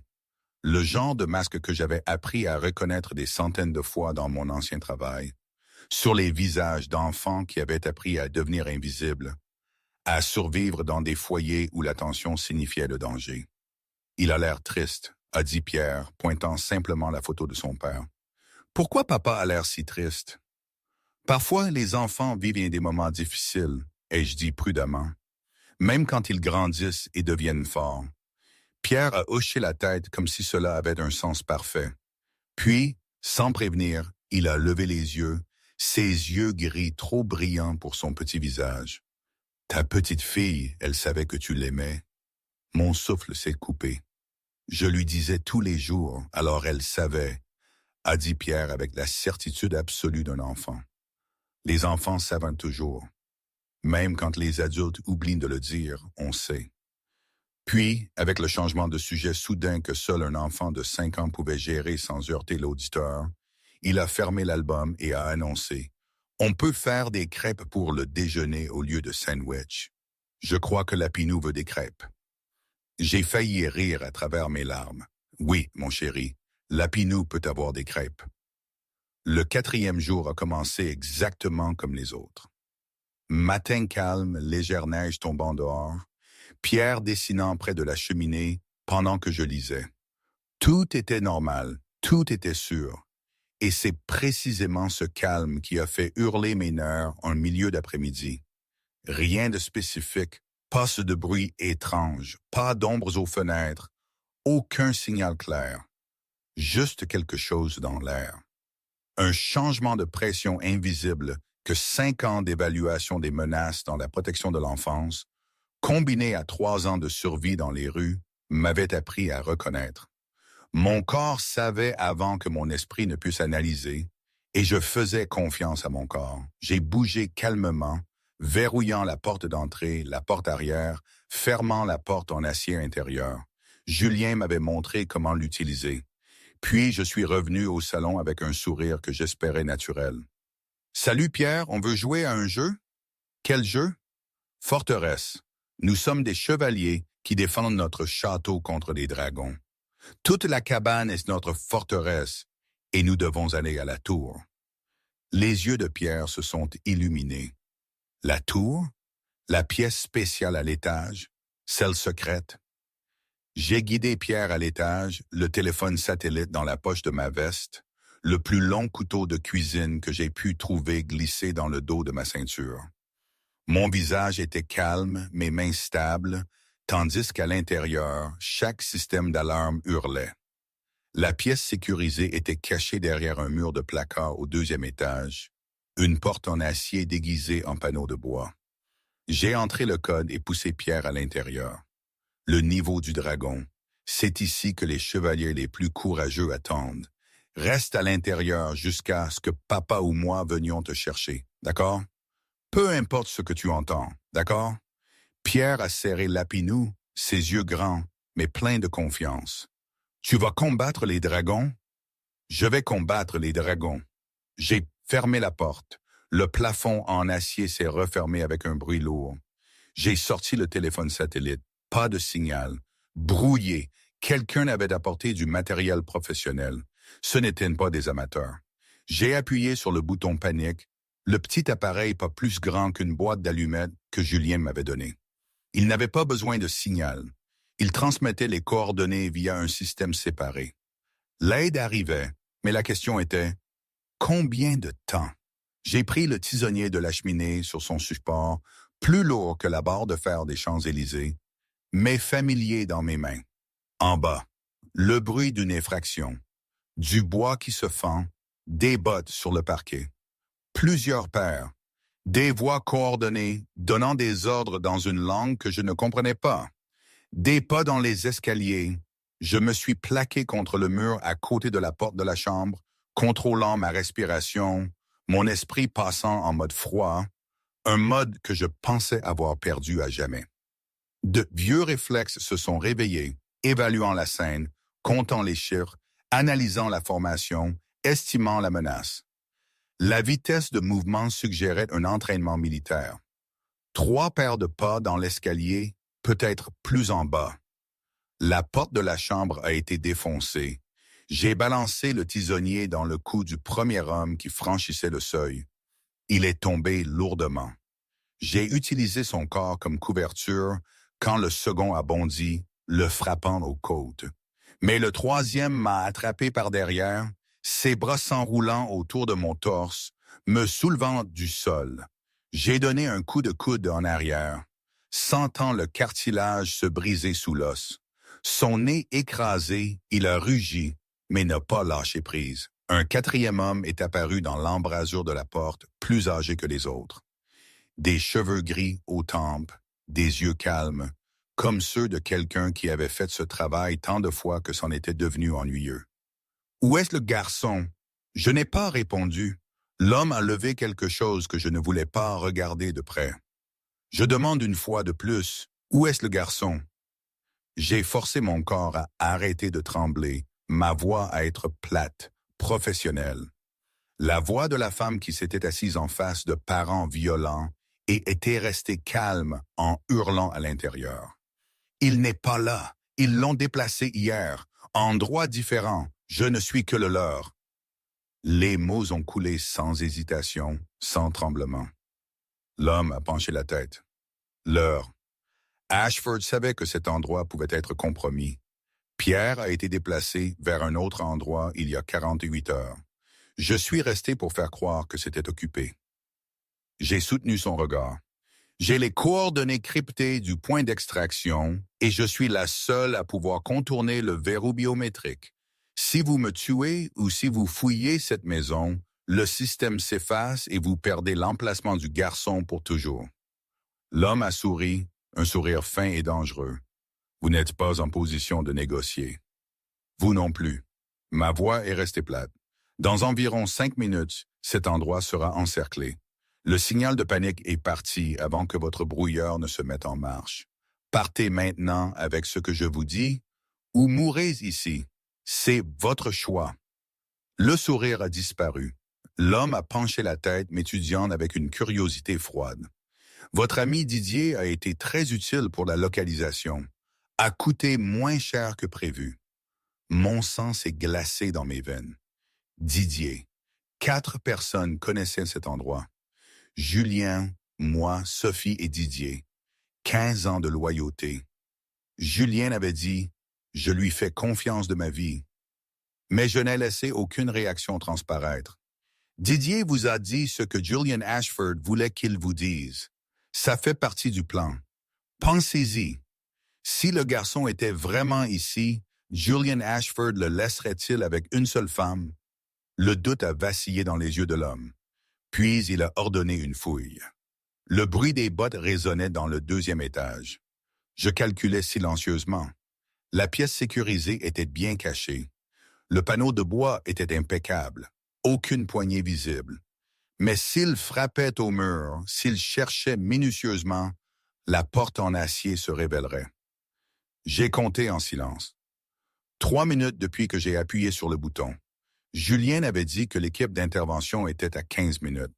Il fallait que je gagne plus de temps. Pour la localisation secondaire, ai-je dit, attirant l'attention de l'homme aux cheveux gris. Je peux vous donner les coordonnées, mais si mon équipe arrive avant que vous ne partiez, les fenêtres du rez-de-chaussée ont explosé. Pas une fenêtre, toutes en même temps. Des cris en français, des pas synchronisés. Le chaos contrôlé d'une équipe tactique professionnelle inondant la cabane. C'était fini en quelques secondes. L'homme qui me tenait m'a relâché pour se retourner et a été maîtrisé avant que sa main n'atteigne une arme.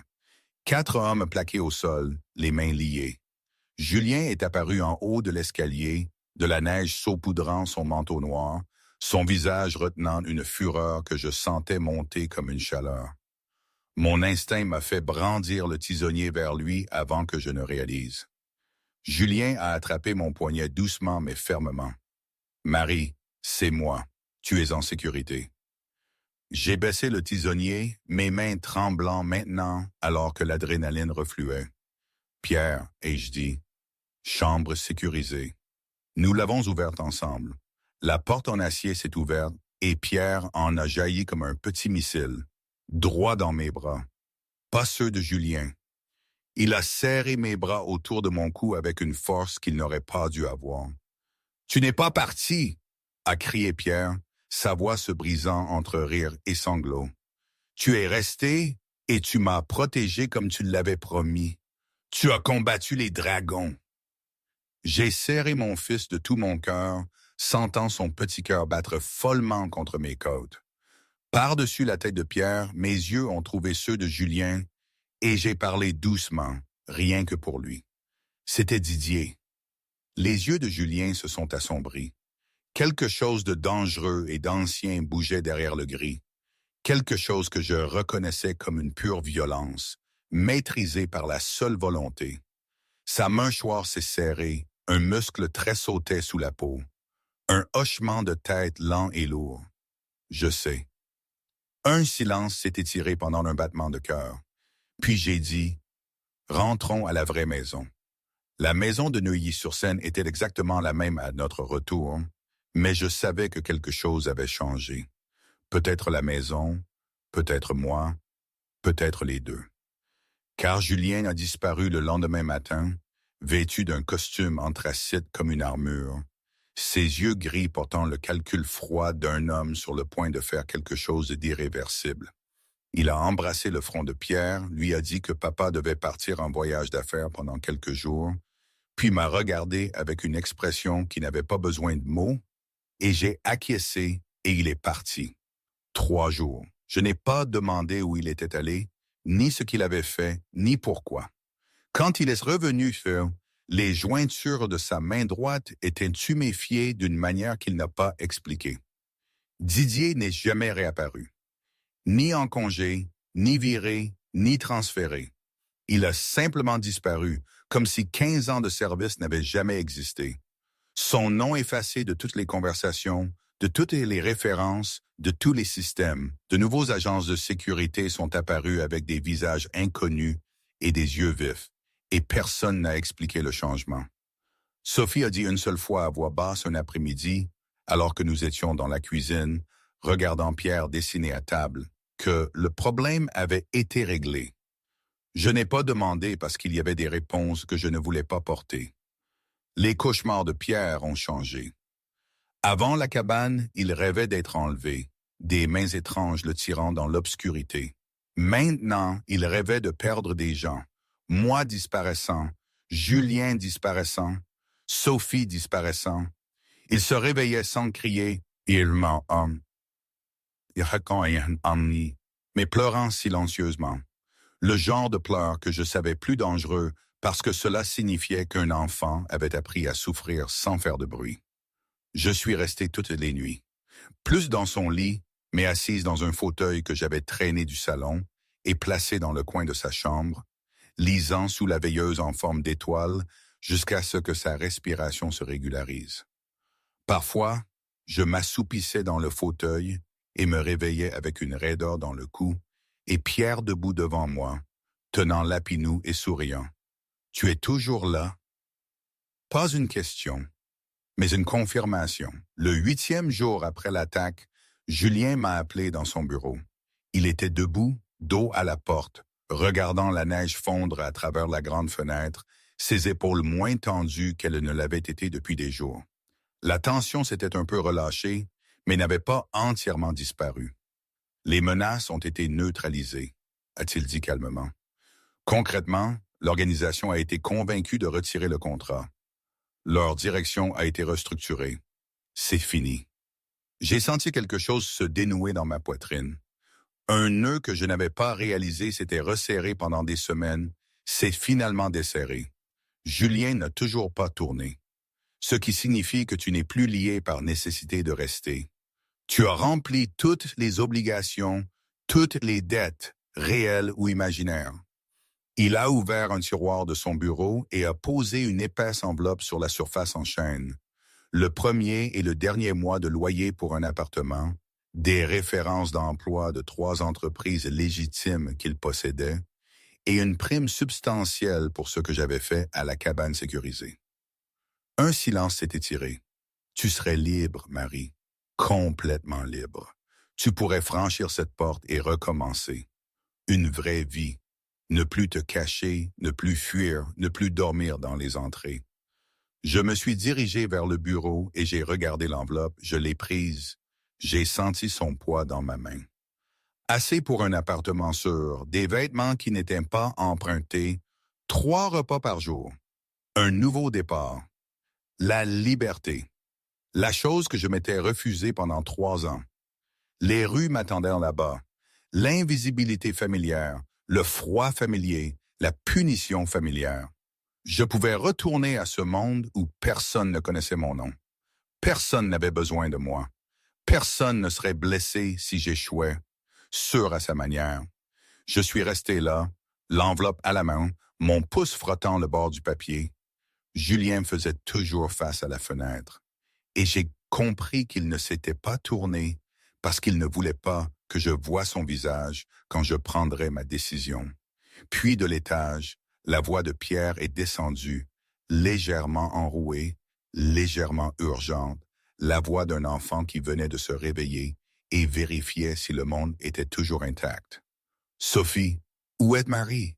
Est-ce que Marie est toujours là? » J'ai posé l'enveloppe sur le bureau, n'ai rien dit, n'ai offert aucune explication, aucune promesse, aucune grande déclaration. J'ai simplement posé l'enveloppe, me suis retourné, j'ai quitté le bureau, je suis monté à l'étage dans la chambre de Pierre où il était assis sur le lit, les cheveux en bataille et les yeux endormis, Lapinou sur ses genoux. « Salut mon cœur !» ai-je dit, m'asseyant sur le bord du lit, cherchant le livre sur la table de chevet, l'ouvrant à la page exacte où nous nous étions arrêtés la nuit précédente. Et j'ai commencé à lire. Pierre s'est blotti contre moi, son souffle chaud contre mon bras, et le monde s'est réduit à cette pièce, ce livre, cet enfant. En bas, Julien était debout dans son bureau, regardant l'enveloppe intacte sur le bureau, et il a compris. Cette nuit-là, je marchais dans le couloir du 2e étage vers ma chambre, les lumières du couloir chaudes et douces, la maison silencieuse de la manière que j'avais commencé à appeler paisible plutôt que vide. J'ai dépassé la grande bibliothèque dans le couloir et je me suis arrêté. Sur l'étagère, parmi les livres reliés en cuir et les photos de famille encadrées, il y avait une petite vitrine en verre que je n'avais jamais vue auparavant. À l'intérieur, reposant sur du velours noir, gisait d'une barre de fer rouillée d'environ 40 centimètres de long. Je suis resté très immobile. Je savais que cette barre se souvenait de son poids dans ma main. Le métal froid par une nuit de décembre sur les Champs-Élysées. Le bruit qu'elle avait fait en frappant l'os et le tendon, la barre que j'avais tirée d'une poubelle pour me défendre et que j'avais utilisée pour sauver un enfant que je n'avais jamais rencontré. Julien l'avait gardée, pas comme preuve juridique, pas comme trophée, mais comme quelque chose d'autre. Une façon de dire sans mots qu'il se souvenait de qui j'étais avant que j'entre dans sa vie. Que je n'étais pas seulement la femme en vêtements empruntés lisant des histoires à son fils. J'étais la femme qui avait ramassé une barre de fer rouillée et couru vers le danger quand tout le monde fuyait, et il ne voulait pas que je l'oublie. J'ai touché le verre, frais sous mes doigts. Je suis resté là longtemps, plus longtemps que je ne l'ai réalisé, jusqu'à ce que les lumières du couloir clignotent doucement, comme pour me rappeler d'aller me coucher. Je suis retourné dans ma chambre, me suis changé, me suis couché, et pour la première fois depuis que j'étais entré dans cette maison, je n'ai pas fermé ma porte à clé.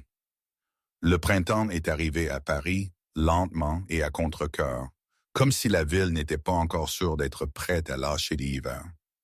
La neige fondait par couches pour révéler l'herbe morte et la terre détrempée en dessous. Mais si je regardais attentivement, je pouvais voir de minuscules pousses vertes percer le sol, tenaces et patientées. Une promesse que quelque chose de nouveau pouvait pousser de ceux qui étaient morts. Pierre a commencé la maternelle début mars. Une école privée dans un quartier calme à 15 minutes de la maison, avec une sécurité que je ne voyais pas mais que je savais présente. Une voiture garée à un demi-pâté de maisons du portail. Un homme lisant un journal sur un banc public de l'autre côté de la rue qui ne tournait jamais vraiment d'une page. Pierre portait un nouveau sac à dos avec des astronautes dessus et m'a serré si fort que cela m'a presque coupé le souffle avant de courir dans la cour de l'école sans regarder en arrière. Il rentrait tous les après-midi débordant d'histoires. Un nouvel ami nommé Olivier qui aimait les dinosaures. Madame Chen lui donnant une étoile d'or pour un dessin de sa famille. Tom qui le poussait à la cour de récréation et Pierre ne pleurant pas, parce que, comme je lui avais dit, être courageux, c'est avoir peur et le faire quand même. La politique de la cour de récréation entre enfants de 5 ans était plus complexe que je ne l'avais imaginé, et j'écoutais chaque détail avec le sérieux que Pierre méritait. Je le conduisais à l'école et le ramenais, assistais aux réunions de parents, signait les formulaires d'autorisation pour les sorties scolaires, et chaque fois, je devais expliquer « Non, elle n'est pas la mère de Pierre. Non, elle n'est pas sa tante, sa sœur ou sa nounou. Elle est sa personne. » Une phrase qui n'était pas un titre, mais qui, d'une certaine manière, capturait la vérité plus précisément que n'importe quel autre mot. Et l'institutrice de Pierre l'a accepté sans plus de questions. Peut-être parce que la façon dont Pierre me regardait quand je venais le chercher, son visage s'illuminant, ses pieds courants avant même que son sac à dos ne soit zippé, expliquait tout. Julien a changé lentement, presque imperceptiblement. Si je n'avais pas été formé à lire les changements subtils, je ne l'aurais peut-être pas remarqué. Il était moins absent. Les appels tardifs continuaient d'arriver, mais il y mettait fin plus tôt. Il dînait avec nous la plupart des soirs, assis au bout de la table, écoutant Pierre parler d'Olivier et des dinosaures avec une attention sincère, se penchant, posant des questions, riant au bon moment. Et parfois, au milieu des histoires de Pierre, ses yeux croisaient les miens à travers la table. Juste un instant, assez longtemps pour que mon cœur fasse un bond, et nous faisions tous les deux semblant de ne pas le remarquer. Nos mains se frôlaient quand nous couchions Pierre le soir, nos doigts effleurant le bord de la couverture. Je trouvais des excuses pour m'attarder dans le bureau de Julien quand je lui apportais son café. Posant une question de plus sur l'emploi du temps de Pierre dont je connaissais déjà la réponse. Julien me demandait de m'asseoir 1 minute juste pour parler de l'école, des calendriers de vaccination, de choses si ordinaires qu'elles en étaient presque absurdes étant donné les vies que nous avions vécues. Personne ne parlait de ce qui se construisait entre nous. Mais c'était là, dans chaque regard qui durait 1 seconde de trop. Dans la façon dont Julien posait une main sur le bas de mon dos pour me guider à travers une porte. Dans la façon dont je savais exactement comment il prenait son café sans avoir besoin de demander. Sophie a brisé le silence un après-midi d'avril, me coinçant dans la cuisine pendant que Pierre regardait des dessins animés dans le salon. Elle a posé son couteau sur la planche à découper et m'a regardé avec le regard de quelqu'un qui avait attendu assez longtemps. Tu sais qu'il est en train de tomber amoureux de toi. J'ai failli laisser tomber mon verre d'eau. Quoi, Julien? Et toi, tu es en train de tomber amoureuse de lui aussi. Je gère cette maison depuis 12 ans, et j'ai des yeux. La voix de Sophie était aussi pragmatique que si elle lisait une recette. La question n'est pas de savoir si ça arrive. La question est de savoir ce que tu vas faire à ce sujet. Rien. J'ai posé le verre trop fort. Je suis ici pour Pierre. C'est ça, oui. Ah oui, Sophie a penché la tête. Donc le fait que tu rougis quand il entre dans la pièce, c'est pour Pierre. La façon dont tu trouves des excuses pour être partout où il est. Sophie, Marie, vous êtes tous les deux brisés de manière similaire, a dit Sophie plus doucement, ses yeux s'adoucissant. Peut-être qu'ensemble, vous êtes moins brisés. Peut-être que c'est autorisé. Avant que je ne puisse trouver une réponse, Pierre a fait irruption dans la cuisine avec l'enthousiasme que seul un enfant de 5 ans pouvait avoir pour une créature de 5 centimètres de long. « Marie, j'ai trouvé un verre dans le jardin. Il est énorme. Viens voir. » Et je me suis laissé tirer dehors, plus reconnaissante que tout pour cette interruption. Un soir de mai, l'arbre devant la fenêtre de Pierre s'était couvert de feuilles, vert pâle et tremblant dans la légère brise. Je me suis assise sur le lit pour lire. Pierre s'est blotti à côté de moi, lapinou sur ses genoux, ses yeux se faisant lourds. Et au milieu d'un chapitre, sans prévenir, il m'a interrompu. « Tu vas épouser mon papa? » J'ai arrêté de respirer. Le livre a failli glisser de mes mains. « Quoi? Mais pourquoi? »« Parce que tu l'aimes, » a dit Pierre comme s'il énonçait une évidence. « Et il t'aime, et les gens qui s'aiment se marient. C'est ce qui se passe dans toutes les histoires. La vie n'est pas toujours comme les histoires, mon cœur. Mais tu l'aimes? » Ses yeux gris me regardaient, trop perspicaces pour 5 ans, trop vieux pour ce petit visage. J'ai dégluti. « Pierre, je suis déjà ta vraie famille. Cela ne nécessite pas de mariage. Mais ça le rendrait officiel. » Pierre s'est gratté le nez, comme des papiers, comme quand papa signe des choses pour rendre les choses réelles. Je n'ai pas pu m'empêcher de sourire même si ma poitrine se serrait. « Où as-tu appris ça, les papiers? » Papa signe toujours des papiers. Les papiers rendent les choses réelles. Pierre a bâillé profondément, ses yeux presque clos. « Je t'aime comme un amour, Marie. Celui qui reste, pas celui qui s'en va. » Ma gorge s'est serrée. « Je t'aime aussi, mon cœur, le genre qui reste. » Pierre s'est endormi en moins de 30 secondes, comme si la déclaration d'amour l'avait libéré de tout souci. Et je suis resté immobile, écoutant sa respiration régulière, sentant le petit poids chaud à côté de moi, et me demandant quand je m'étais permis d'aimer à nouveau sans m'en rendre compte. J'ai posé le livre, me suis glissé hors du lit avec précaution et suis sorti dans le couloir, manquant de peu de percuter Julien. Il se tenait juste devant la porte, le dos appuyé contre le mur, les mains dans les poches, son visage me disant qu'il avait tout entendu. Pas une partie, tout. Je suis resté immobile. Julien est resté immobile. Le couloir étroit entre nous, lourd de moi de choses tues. « Mon bureau, » a dit Julien doucement. Le bureau, la porte s'est refermée, la douce lueur de la lampe de bureau. Julien ne s'est pas assis derrière le bureau comme d'habitude, mais s'est tenu près de moi, plus près que la normale, assez près pour que je sente le bois de santal et le café et quelque chose qui était simplement lui. « Je t'aime. » Les mots sont tombés sans préambule ni préparation, comme s'ils avaient attendu trop longtemps et refusaient d'être retenus une seconde de plus. Depuis des mois, peut-être depuis le début, pour être honnête.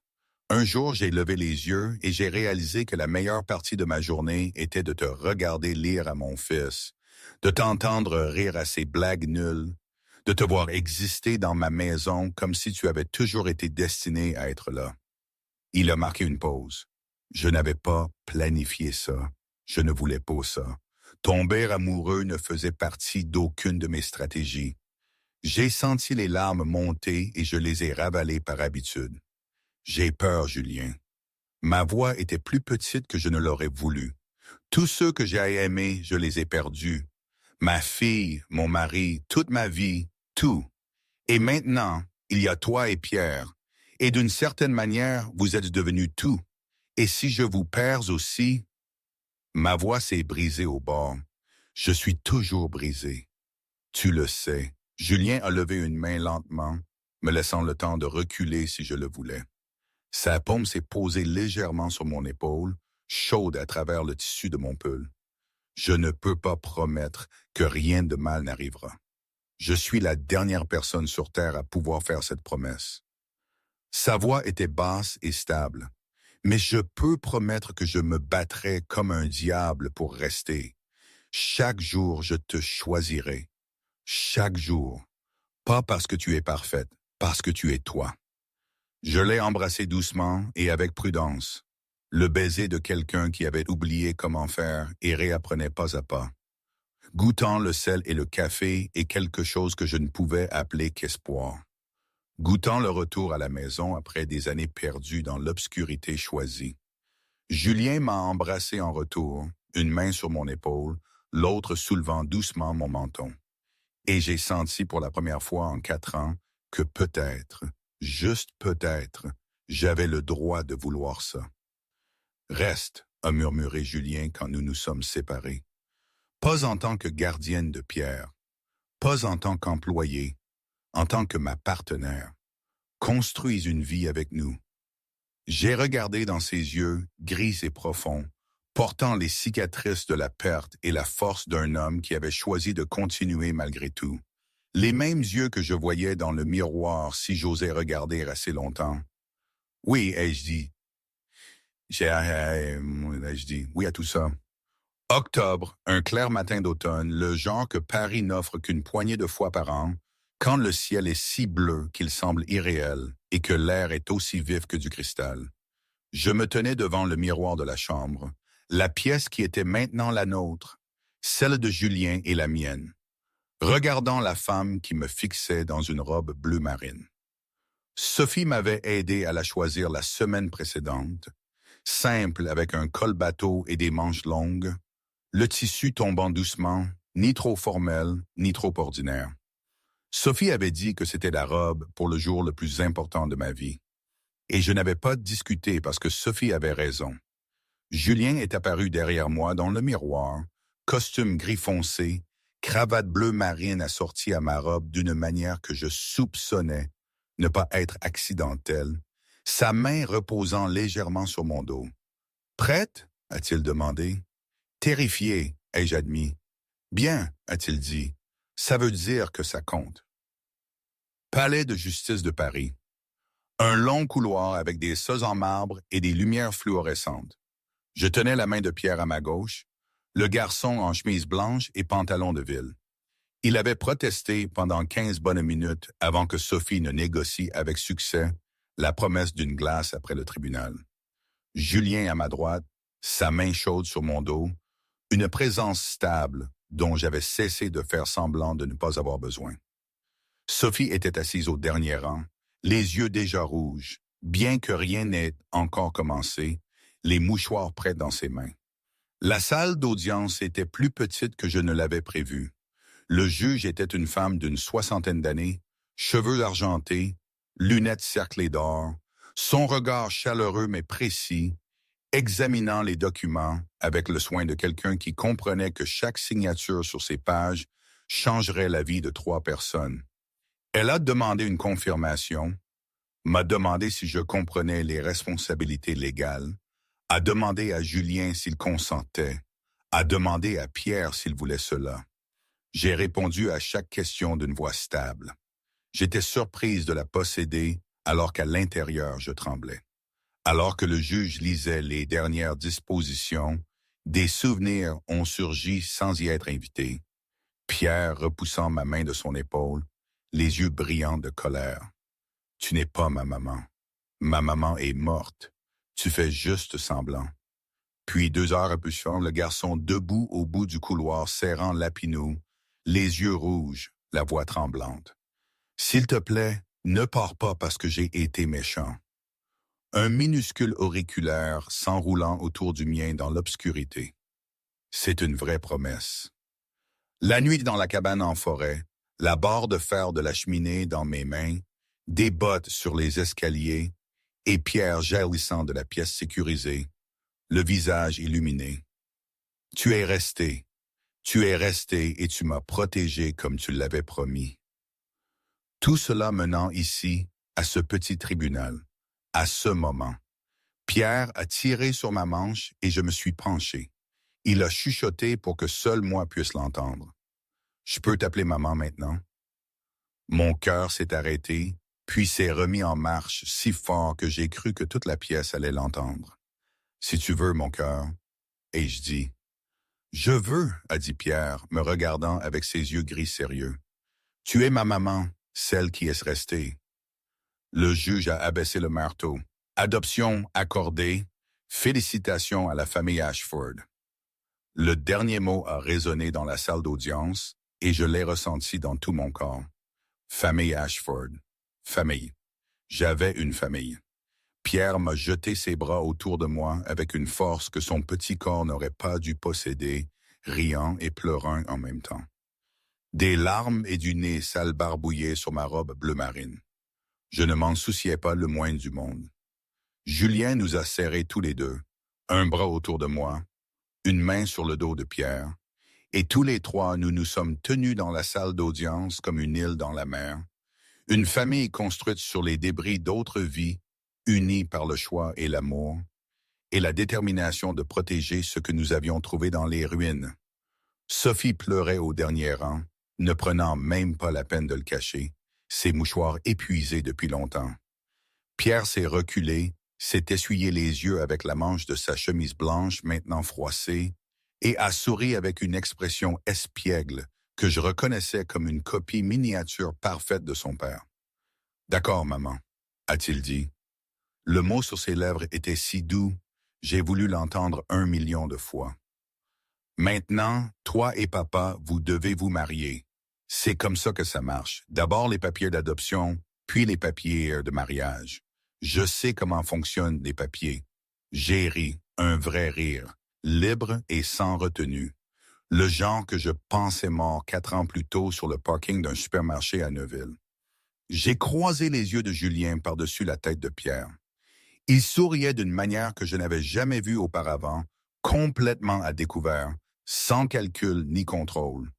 Un bonheur authentique, simple et pur sur le visage d'un homme que le monde connaissait comme une force inébranlable. Une chose à la fois, mon cœur, ai-je dit, mais je regardais Julien en parlant, et dans ses yeux, j'ai vu une promesse plus claire que n'importe quel contrat qu'il avait jamais signé. Un calme dimanche de décembre, presque 4 ans après que j'ai tourné le dos à mon ancienne vie, que j'ai quitté l'identité de Sarah Bryn Prescott et que je me sois évanoui dans les rues de Paris comme de la fumée dans le vent. La maison de Neuilly-sur-Seine était silencieuse de la manière que j'avais appris à aimer, pas vide, mais pleine. Le silence de la sécurité, d'un matin qui ne nécessitait pas de fuir. Julien avait emmené Pierre dans le jardin tôt, la nouvelle balançoire installée la semaine précédente, parce que Pierre avait déclaré que chaque jardin avait besoin d'une balançoire et que les astronautes avaient absolument besoin de balançoires sur la Lune. J'ai entendu des rires flotter à travers la fenêtre de la cuisine alors que je versais le café, un son clair dans l'air hivernal. J'ai porté le café à l'étage dans la chambre. La pièce qui contenait maintenant des vêtements de 2 personnes dans le placard et des livres sur les 2 tables de chevet et l'odeur du bois de santal mélangée à celle du café. Je n'essayais plus de séparer le sien et le mien. Je me suis assise sur le lit et j'ai ouvert le tiroir du bas de la table de chevet. La boîte à souvenirs était là, où je l'avais placée quand j'avais emménagé dans cette pièce. La petite boîte en bois avec le nom d'Ellie gravé sur le couvercle en lettres obliques. Je ne l'avais pas ouverte depuis 3 ans. Chaque fois que ma main touchait le couvercle, les souvenirs s'abattaient comme un reste de marée, et je me retirais, pas prête, pas assez forte. Aujourd'hui, ma main n'a pas reculé. J'ai ouvert la boîte. À l'intérieur se trouvait un livre de bébé rose pâle. Des photographies que j'avais été incapable de regarder pendant des années, me regardait maintenant depuis le papier glacé. Ellie nouveau-née, rouge et ridée, la bouche ouverte en un parfait O. Ellie à 6 mois, un rire sans dents sur une couverture fleurie. Ellie à 2 ans, un chapeau d'anniversaire de travers, du glaçage barbouillé sur le visage. Ellie à 3 ans, la dernière fois, dans la robe fleurie qu'elle avait insisté pour porter tous les jours pendant 2 semaines d'affilée. J'ai touché chaque photo. Mes doigts ne tremblaient pas. À l'intérieur du livre de bébé, glissé entre la page énumérant la taille et le poids à 3 ans, se trouvait une feuille de papier pliée. Mon écriture à l'encre bleue. L'écriture de la femme que j'avais été autrefois, confiante et claire et inconsciente que le monde s'effondrerait dans 3 semaines. La lettre à Ellie, écrite une nuit après que ma fille se soit endormie. Alors que j'étais assise à côté du lit, écoutant sa douce respiration et ressentant un amour si grand qu'il faisait presque mal. Ma très chère Ellie, tu m'as demandé aujourd'hui si je pouvais faire un vœu. Quel serait-il? Je t'ai dit que je souhaiterais que tu sois toujours courageuse, toujours gentille, et que tu saches toujours à quel point tu es profondément aimée. Mais la vérité est que mon vœu est bien plus simple que cela. Je souhaite que tu grandisses en sachant que parfois, avoir peur est normal, que le courage ne signifie pas ne jamais avoir peur. Cela signifie aimer quelqu'un tellement que tu continues même quand tu as peur. J'espère que tu grandiras pour être le genre de femme qui voit quelqu'un qui a besoin d'aide et l'aide sans calculer le coût. Quelqu'un qui se bat pour ceux qui ne peuvent pas se battre eux-mêmes. Quelqu'un qui sait que la famille n'est pas toujours le sang, mais quiconque se présente quand tout s'écroule. J'espère que tu grandiras pour être exactement qui tu es, ma belle-fille. Et j'espère que tu sauras que quoi qu'il arrive, tu as donné un sens à ma vie. Tout mon amour, maman. Je l'ai lu 3 fois. La première fois, des larmes sont tombées sur le vieux papier, brouillant l'encre sur les bords. La deuxième fois, j'ai lu plus lentement, entendant ma propre voix d'il y a 4 ans dans ma tête, la voix d'une jeune femme assise à côté du lit de sa fille de 3 ans, inconsciente que 18 jours plus tard, elle perdrait tout. La troisième fois, j'ai lu les yeux secs et le cœur ouvert, et j'ai vu ce que 3 ans de chagrin avaient caché. J'ai regardé par la fenêtre. Le jardin était saupoudré de neige. Julien poussait Pierre sur la balançoire, chaque poussée envoyant des rires plus forts, les petites jambes s'étirant, essayant de toucher le ciel. Julien riait aussi, le genre de rire dont je n'aurais pas cru qu'il était capable 6 mois auparavant, le genre qui ne retenait rien. La neige a commencé à tomber, légère et lente, des flocons tourbillonnant autour des 2 silhouettes dans la cour. J'étais devenue cette femme. Celle qui voit quelqu'un dans le besoin et l'aide sans compter le coût. Celle qui se bat pour ceux qui ne peuvent pas se battre eux-mêmes. Celle qui sait que la famille n'est pas le sang, mais qui reste quand tout s'effondre. Pas pour moi et moi, pour Ellie, pour Pierre, pour nous tous. J'ai soigneusement remis la lettre dans la boîte, l'ai replacée entre les pages du livre de bébé, et j'ai fermé le couvercle. J'ai porté la boîte à la bibliothèque de la chambre, l'ai posée à côté de ma photo de mariage avec Julien, à côté de la photo de Pierre à son premier jour d'école, à côté du dessin au crayon de 3 personnes se tenant la main que le garçon avait fait presque 1 an plus tôt. Ellie appartenait ici, dans cette nouvelle vie, non pas cachée, mais tenue. Le fantôme de ma fille marchait à mes côtés, mais ne me hantait plus. C'était un souvenir maintenant. C'était un amour transformé en quelque chose de nouveau. Pas remplacé, pas comblé, mais étendu. Le soir est venu. Pierre était endormi après le dîner et 2 chapitres d'un livre et la promesse de crêpes demain. Lapinou sur sa gauche, un cercle parfait d'animaux en peluche. Respiration régulière. Julien m'a serré contre lui sur le canapé du salon, son bras autour de mes épaules, la cheminée projetant une lumière dorée et chaude. Je lui ai raconté la lettre. Chaque mot. Ma voix n'a pas tremblé. Mes yeux sont restés secs. Je l'ai écrite 3 semaines avant l'accident. Ai-je dit. 3 semaines avant de tout perdre. Et tout ce que je souhaitais pour elle, tout ce que j'espérais qu'elle deviendrait, J'ai marqué une pause et j'ai dégluti. Je suis devenu cette femme. Pas parce que j'ai essayé, mais parce qu'un petit garçon sur les Champs-Élysées a crié à l'aide, et que mon corps s'est souvenu de ce que mon esprit avait oublié. Le silence a suivi. Julien a embrassé ma tempe. Ellie t'aurait aimé, ai-je murmuré. Vous deux. Et je pense qu'elle serait fière de celle que je suis devenue. Enfin, je sais qu'elle le serait, a dit Julien doucement, n'ajoutant rien, n'ayant besoin de rien de plus. Un silence confortable s'est installé entre nous, le genre qui n'a pas besoin d'être rempli. La neige tombait dehors, blanche et lente et patiente, couvrant le monde de quelque chose de nouveau. J'ai fermé les yeux pour la première fois en 4 ans. Quand je les ai fermés, je n'ai pas vu le parking du supermarché. Je n'ai pas vu le conducteur ivre. Je n'ai pas vu le minuscule cercueil qui avait brisé mon âme. J'ai vu le sourire de Pierre quand il m'appelait maman. La main chaude de Julien sur mon épaule dans la salle d'audience. La barre de fer rouillée dans la vitrine sur l'étagère du couloir du 2e étage. Le dessin au crayon de 3 personnes se tenant la main devant une maison carrée avec un toit triangulaire et un soleil jaune dans le coin. Un minuscule auriculaire enroulé autour du mien dans l'obscurité. Et c'est une vraie promesse. Et j'ai été compris, avec une clarté qui ne vient qu'après des années de douleur, que la rédemption n'est pas d'effacer le passé, c'est d'apprendre à le porter et à avancer malgré tout. C'est de devenir la personne que l'on espérait autrefois que sa fille deviendrait. C'est d'être assez courageuse pour se permettre d'aimer à nouveau. C'est d'ouvrir la porte de la chambre au lieu de la verrouiller.